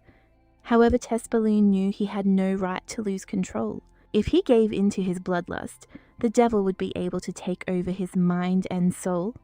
He couldn't allow that, especially now that Euseneal had returned. With her return to the capital, the risk of losing control became unacceptable. The emperor understood that her safety depended on his ability to maintain composure. Tespelin sighed and, looking at the assembled group, said, "This damn meeting has been going on forever." He was barely containing his irritation. Turning to Albert, the emperor asked how Euseneal was faring. For some reason, this information always worried him more than anything else. Albert reported that the lady regularly practiced swordsmanship and sparred with Lord Ethiel every week. This news immediately sparked a burst of anger in Tessa. However, he ordered Albert to continue. The latter added that Lady Euseneal had recently been invited to a soiree at the Rentier estate, which would take place in 10 days. Albert noted that the lady did not yet have a companion, but most likely she would go to the event with Lord Nuss or with Lord Ethel, whom Tessa hated. Tess had hated Ethel since childhood, the tall, dark-haired man, a talented swordsman, and a potential rival for Euseneal's affections. All of this infuriated him. Recalling the past, the emperor thought about how he had put in a good word for Ethiel with his father so that he would accept him into the guard. Even the intercepted letters that Ethel sent to Euseneal during her exile could not sever his connection with the girl. The kind-hearted Euseneal, unable to refuse these suitors, became the target of their advances. The emperor knew he had to intervene. He thought irritably that it was his job to rid her of her persistent suitors. Apparently the situation wouldn't change without his intervention. Albert soon reported that Euseneal had submitted a request for an audience and was going to visit the emperor this afternoon. Tess asked why it had become known so late. It turned out the letter had arrived yesterday, but he hadn't been in a good condition to read it in time. Yesterday, he ordered that no one disturb him unless they wanted to lose their heads. Emotions got the better of him and he lost control of his powers. Now, having heard the news of her visit, he ordered everything to be prepared for her arrival. Wanting to make the proper impression on her, Albert assured her that everything would be done. But as he was about to leave, he was stopped by Tess, who suddenly wanted to clarify the details. The emperor asked what he looked like, and Albert, not understanding what his master meant, sheepishly asked for forgiveness. It turned out that Tess had planned to appear before Euseneal as a sick and weak person in order to understand her true feelings. Euseneal, who had deliberately arrived at an inconspicuous time, brought the emperor a basket of fruit so as not to attract anyone's attention. She was surprised that half the palace greeted her as if it were an important visit. She was even more perplexed by the number of servants en route to her destination. When she was offered to accompany her, Euseneal, knowing the way to his office, refused the services of servants, considering it unnecessary. However, Albert reported that the emperor was not in the office as he was resting in his chambers due to illness. Euseneal was concerned to hear about his condition. Albert, noticing her anxiety, hastened to reassure her that nothing serious had happened. Euseneal asked him to accept her apology. She always worries when someone is ill, Now Albert understood why the Emperor had decided to feign illness. The Lord said he would bring her to him immediately.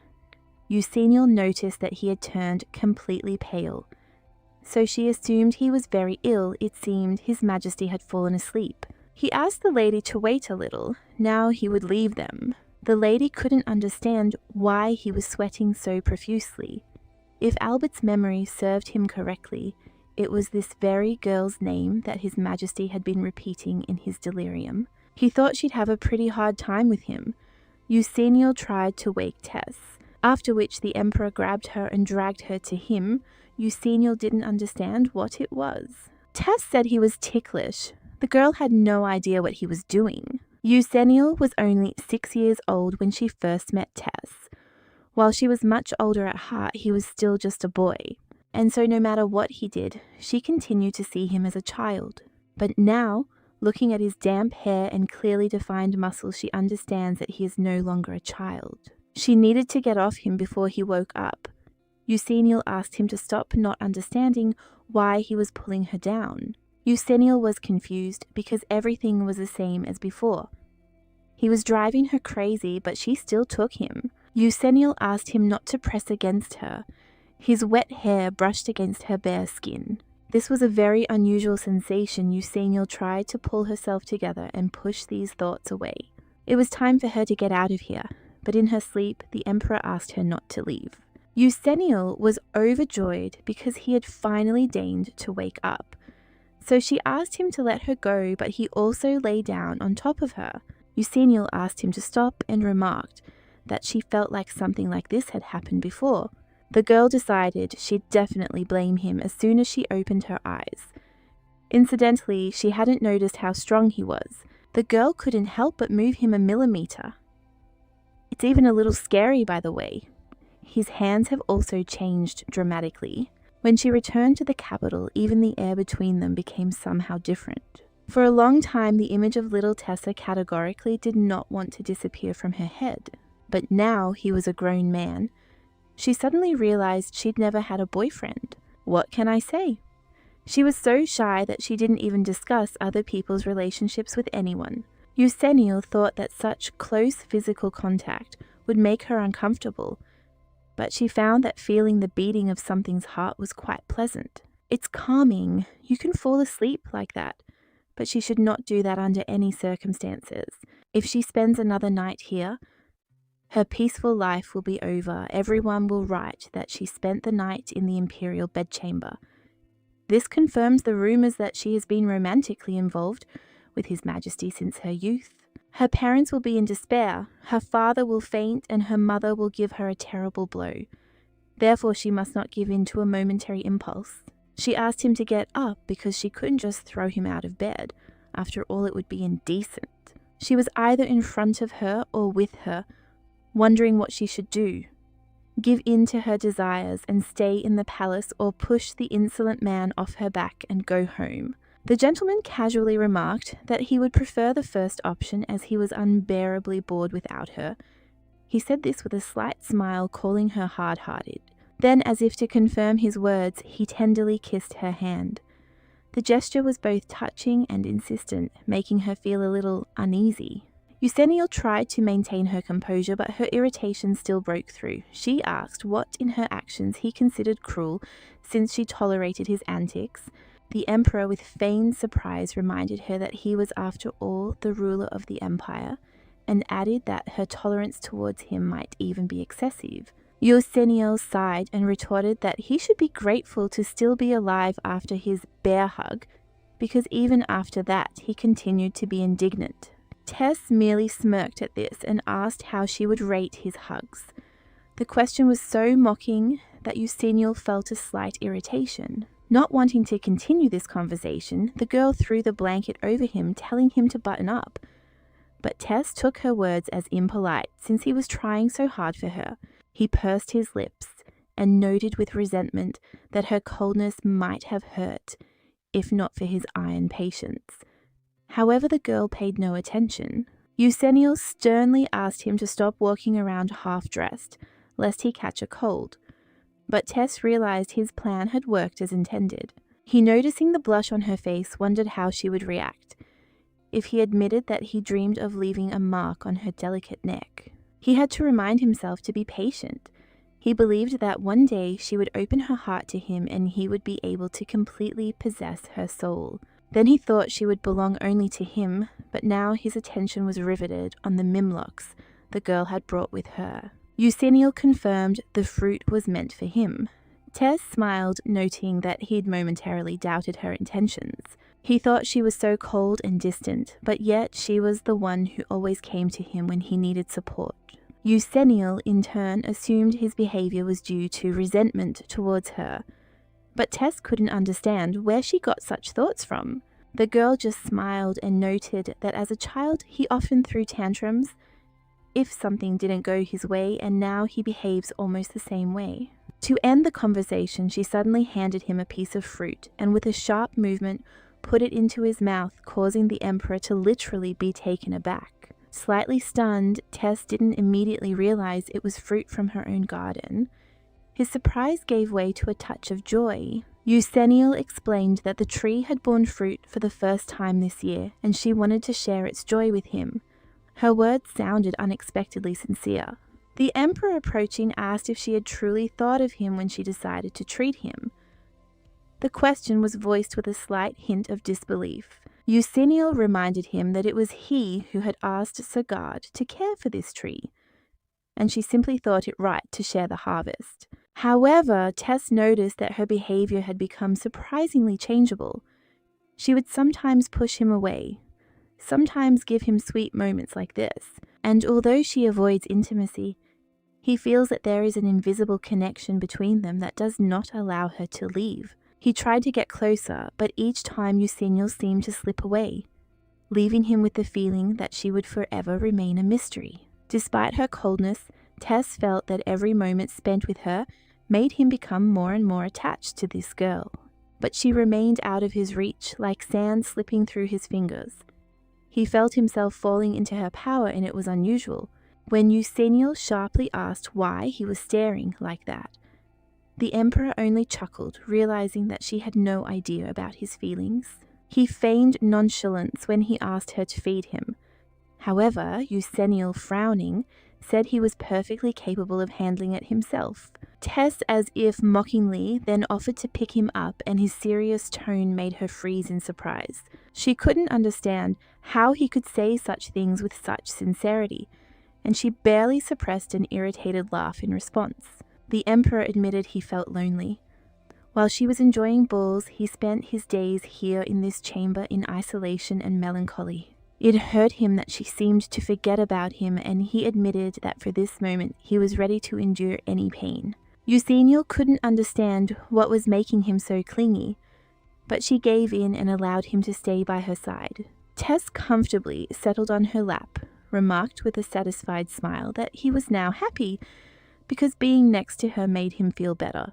The girl looked at him reproachfully, remarking that it was strange to see the Emperor sitting on the floor. The sight seemed to violate all propriety, but Tess calmly explained that she refused to share the bed, and the difference in their heights made his position even more uncomfortable. As if by chance, he again suggested moving to the bed, but Eusennial categorically rejected this idea, almost blushing with embarrassment. The Emperor, looking into her eyes, suddenly asked how long she intended to pretend not to notice anything. The girl frowned, not understanding what was being discussed, and Tess, with a slight smile, told her mysteriously that if she wanted, he would kneel before her. His voice was quiet, almost a whisper, but his words took Eusennial's breath away. She knew there was more behind the gesture. Tess added that simply being near her was enough for him, and as long as she didn't push him away, he felt completely happy.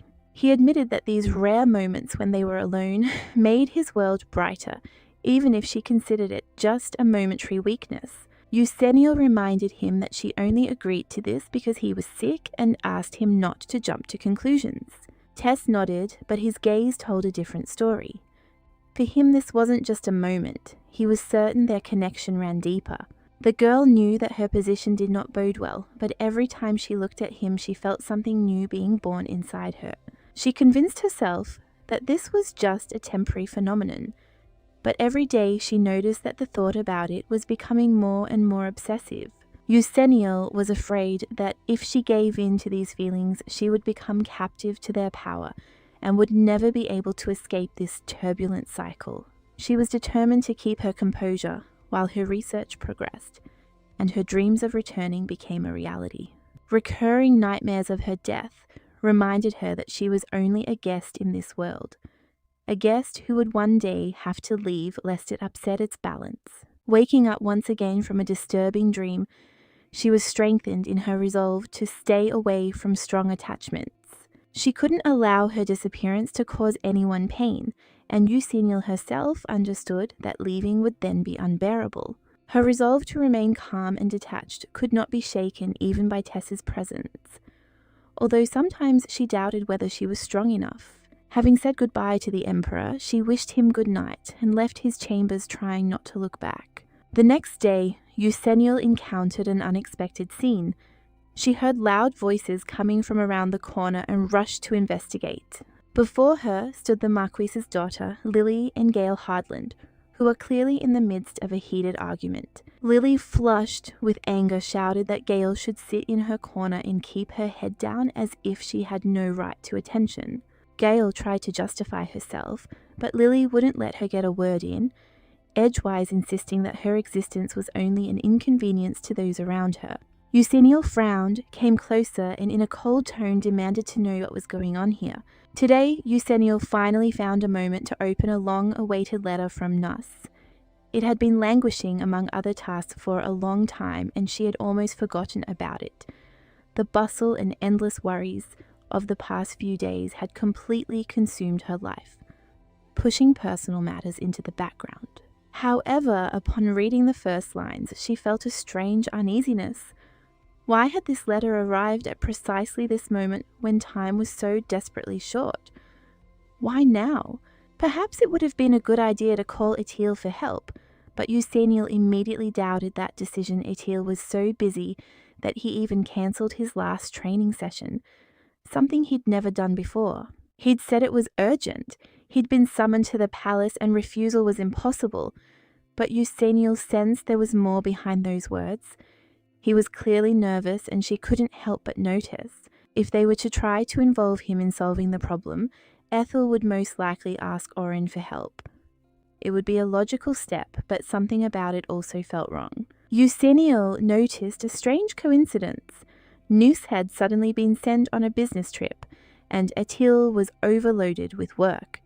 It was as if someone had deliberately isolated her from them. She briefly considered that Tess might be behind this, but she quickly dismissed the thought. He wasn't the kind of man to abuse his power out of jealousy. Or could he?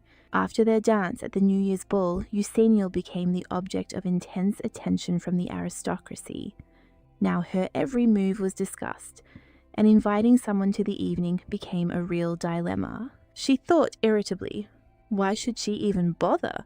Perhaps she was simply exaggerating the situation, attaching too much importance to it. But after her last meeting with Tess, she vowed to keep her distance from any emotional upheaval. She had to remain cool and independent. After all, she could go to the party alone.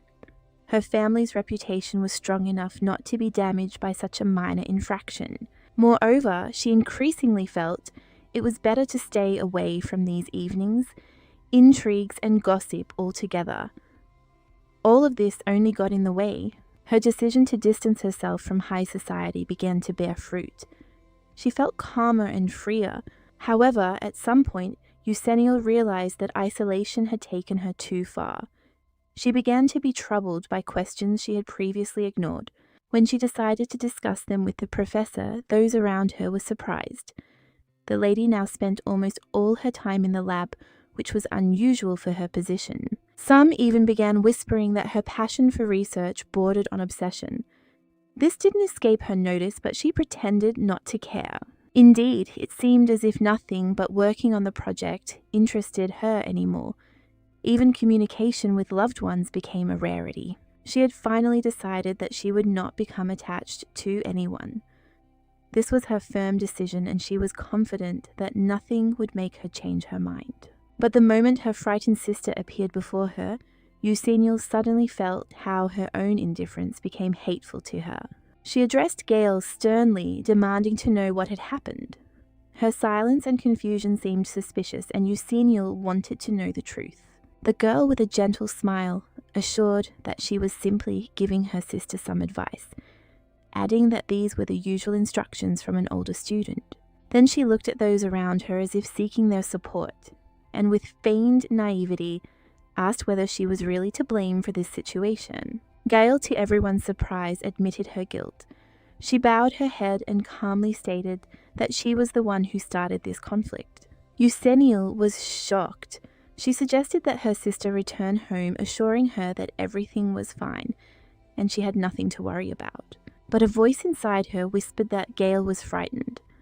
The situation clearly went beyond the bounds of a simple conflict, and Eusebiel sensed it. A thought flashed through her mind. Her sister was stepping on the same rake again. Why was she so stubbornly ignoring her past mistakes?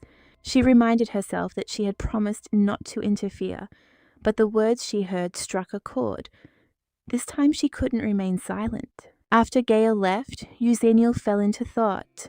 She had promised herself not to interfere, but she knew she wouldn't forgive herself if something happened.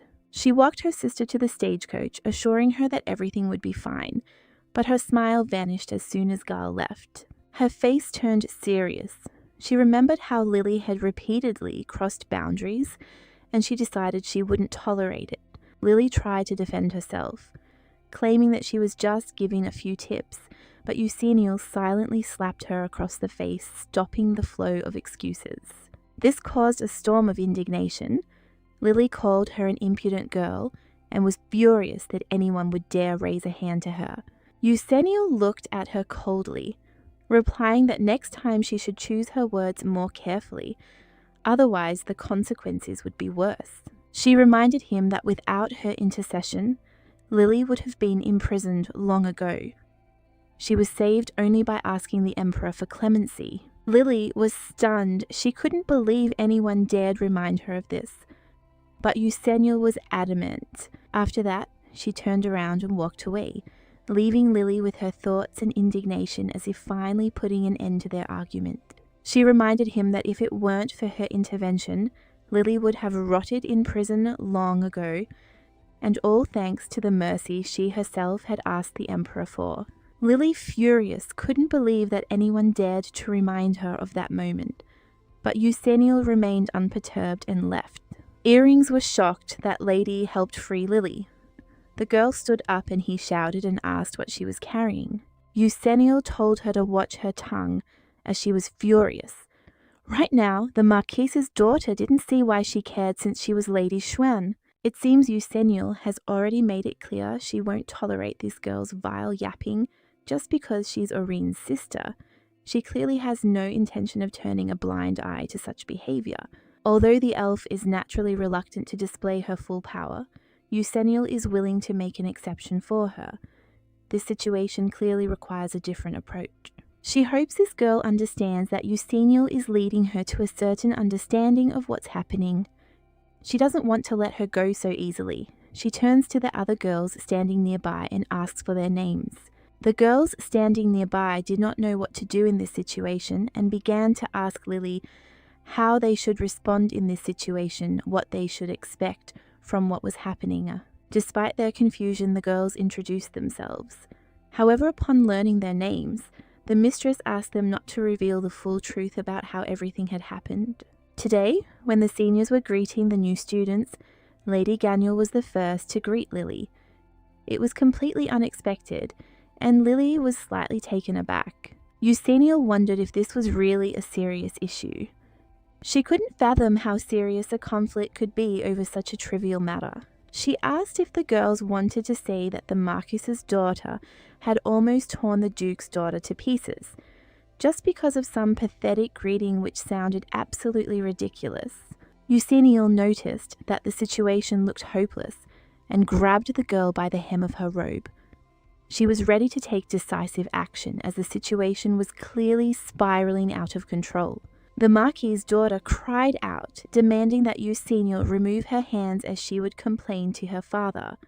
She was certain he would not let this incident go unpunished. She reminded that the future empress of this country stood before her and she would not allow herself to be treated this way, demanding respect and recognition. The lady momentarily forgot about raising her daughter as her father surrounded her with love and care, hoping that she would become a future empress and the main pride of their family.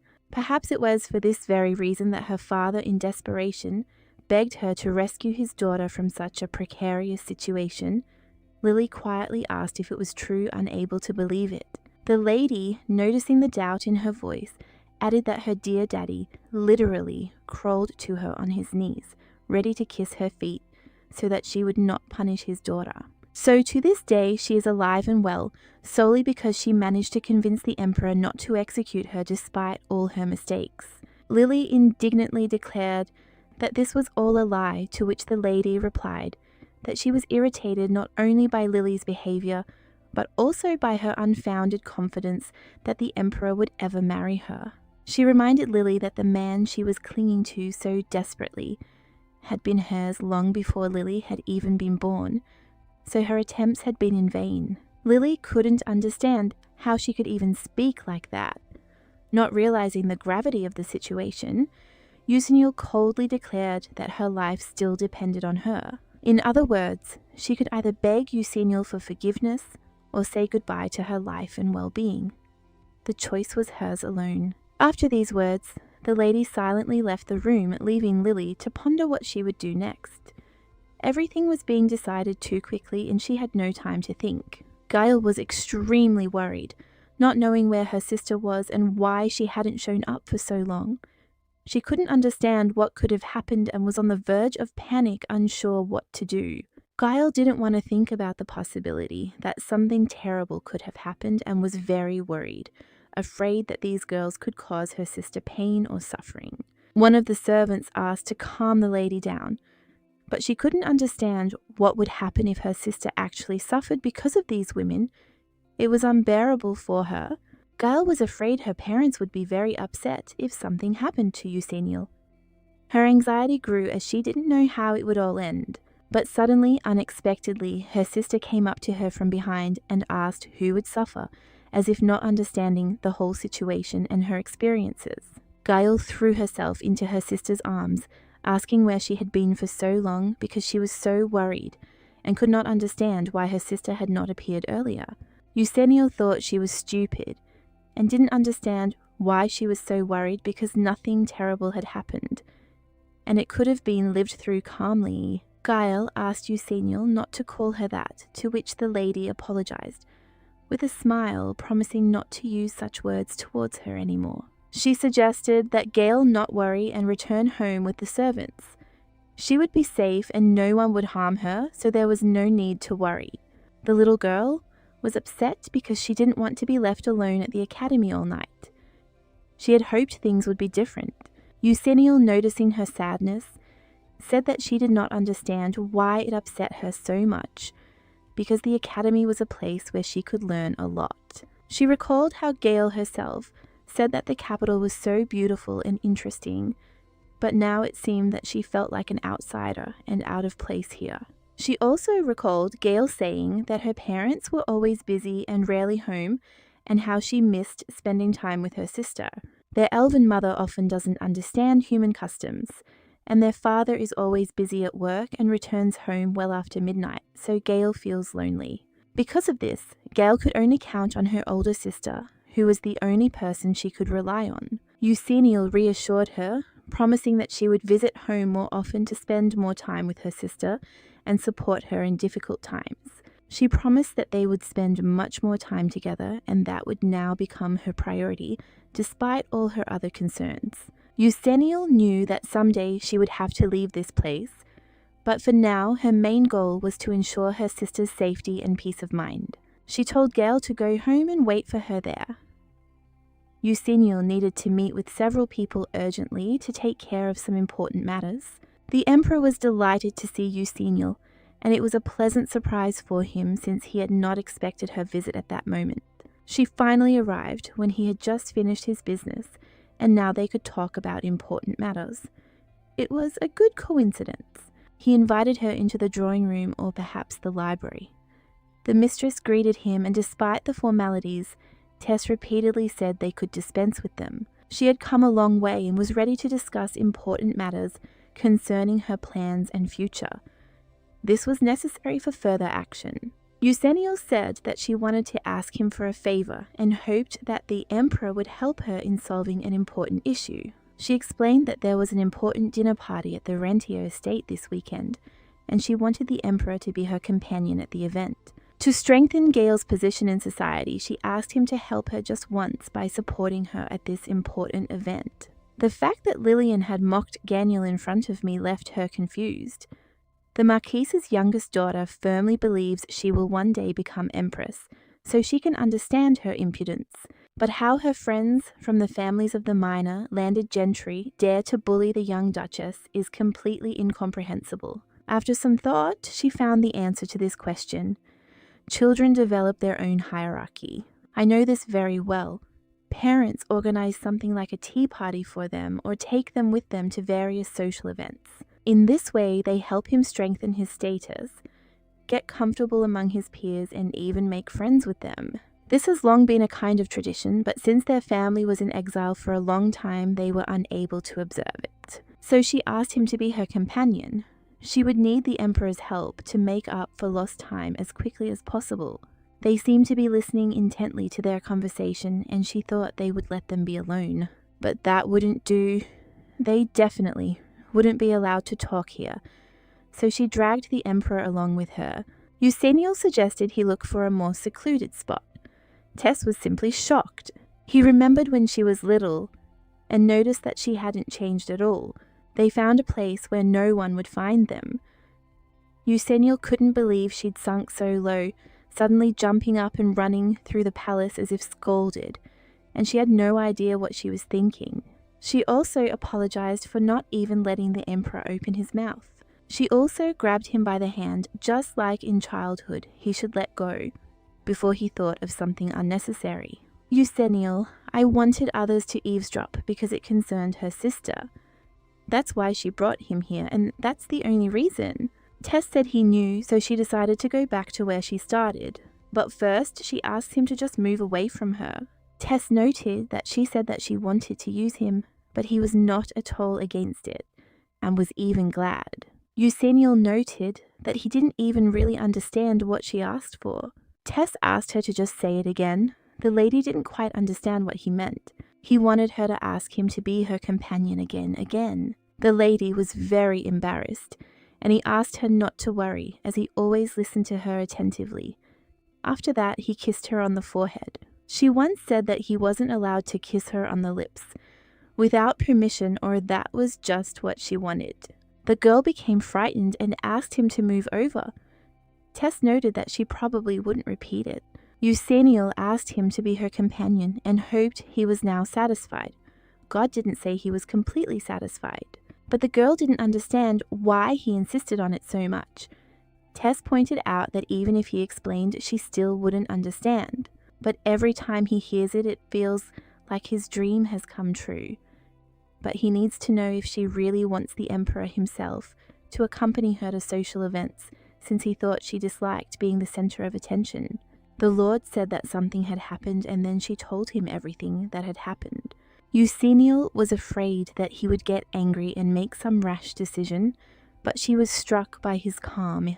Tess remarked that she seemed to care about her little sister very much, even more than he could have imagined.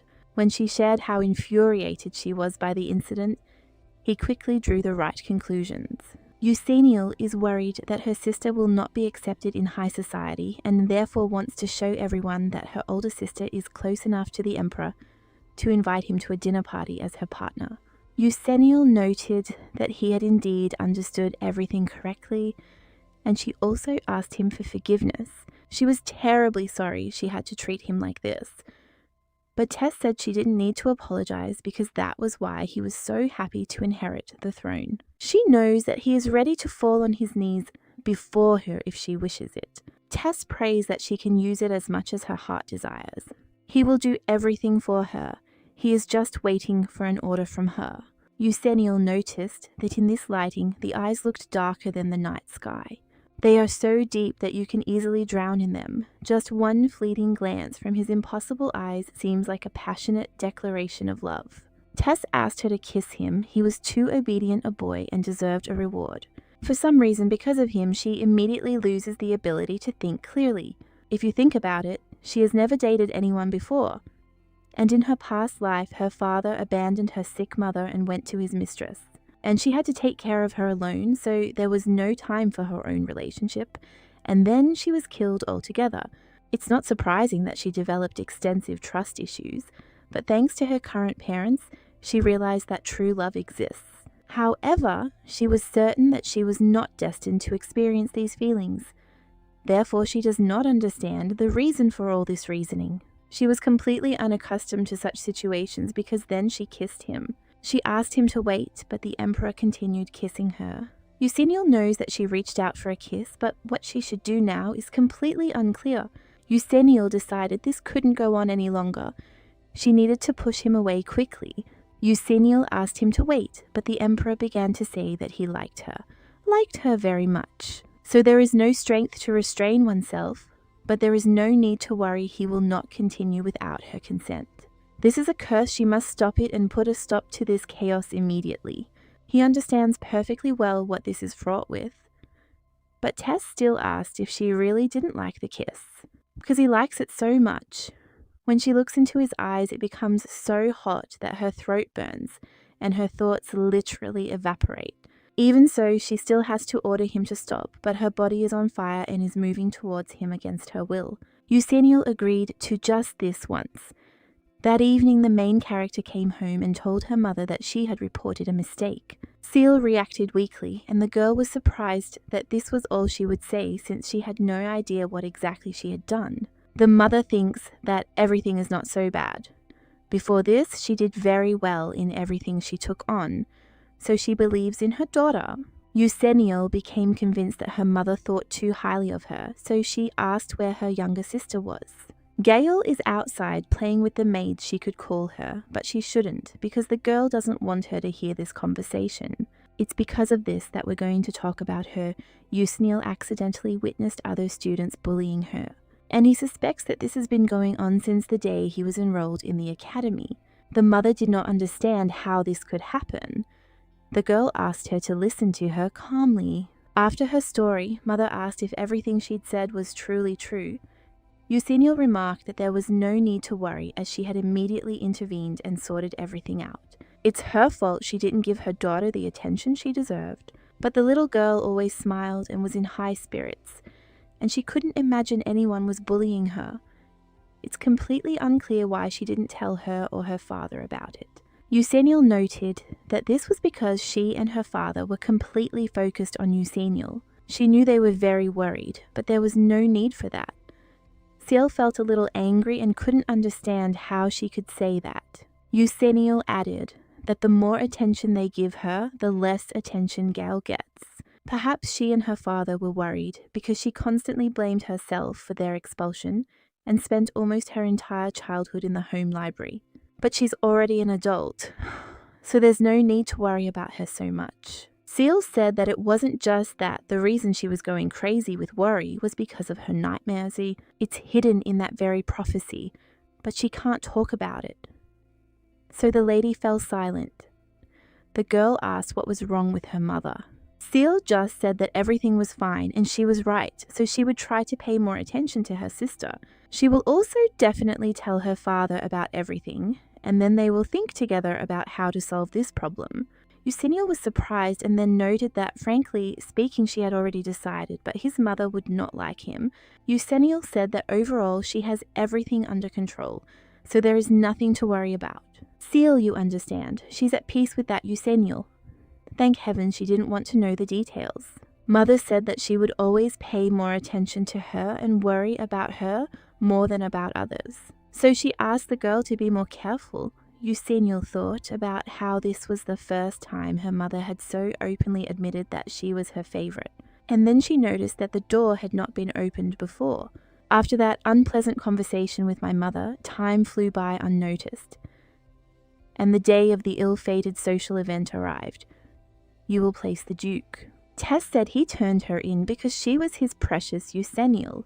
The lady greeted them. Her younger sister was simply shocked, as it was her first time seeing a carriage adorned with the Imperial family's coat of arms and an escort of knights. Tess seemed to have prepared meticulously for this event. He was overjoyed to be Eusennial's official companion. The gentleman noted that he should note that they had not seen each other since that day, so he asked if she had done what he had asked of her. Gail thought about it. She asked her sister what he was talking about. The Emperor began to say that he was with her little sister, but his mistress began coughing rapidly and loudly. Gail didn't understand what was wrong with her or whether she was okay. The Emperor said they were simply discussing matters of state, and the girl had grasped everything immediately. Eusennial was very confused and remarked that she thought Gail had forgotten something. The girl remembered and greeted. She was very glad to meet and introduced herself with her name. The Emperor believed that she had probably rehearsed this greeting for a long time, and now she was a wife. What kind of a little sister was Eusennial? The girl thought the rumors were probably true, and she and her sister really were very close. Lord the Bicycle Legs asked again. Gail admitted that the young ladies at the academy were talking about nothing else. Eusennial believed it was probably Lily's doing. The girl also apologized if she had made a mistake. The Emperor noted that at least the girl hadn't lied about something. Tess said it was all true and that she and her little sister were quite close, so he'd prepared a small gift for her. This knight will accompany her tonight. The man bowed and said he would be honored to serve her. Gail was overjoyed and immediately began talking to him. Eusennial was surprised that he even assigned her security. She asked me if he thought it was too much since they were not members of the Imperial family. Tess thought it didn't matter, and if it did, she might as well enter it as a bride. Eusennial began to deny it, and he pointed out that it was she who stole his innocence. After all, she herself had agreed to it, but the lady asked him to remain silent and covered his mouth. She was very embarrassed. Eusennial told them she'd only kissed him and he should call a spade. A spade otherwise people would misunderstand. Besides, they'd agreed to forget about it. He promised her this, and so after that intoxicating kiss, they decided to pretend nothing had happened. Eusennial believed that she had become mentally unstable due to the stress she had experienced. She asked him to consider it payment for the service. Of course not the only thing he would get, but her body moved on its own. Eusennial understood that he would never let this phrase pass by. Listen, so she did not understand what she was thinking about then. She decided to screw it on and her head was already spinning. If she started to worry about it even more, she would completely burst. The gentleman agreed, but in exchange, he wants her to think about why she was attracted to him. She doesn't have to rush into an answer. After all, the Emperor knows how to wait. Eusennial repeated these words and asked if he remembered, but she was still grateful for his concern. It had been a long time since she'd seen Gail look so happy. Since she had obviously been out of sorts lately, she was afraid that she might have overheard her conversation with her mother, but perhaps she was imagining things too much. When they arrived, the girl was simply delighted, because the Duke's estate was simply magnificent. Eusennial asked her not to run away because she had told her this back in the carriage. Gail noted that she said that although she and the Emperor had known each other since childhood and communicated freely, she should not forget her manners. Eusennial asked where she was going in such a hurry. Tess remarked that she was being overly affectionate with her sister. It was her first time out after all, and naturally she was nervous. Her personal guard will be following her around all evening, so there is nothing to worry about. So instead, she can pay a little more attention to him because he is her partner after all. Gail agreed with him and said she'd be fine.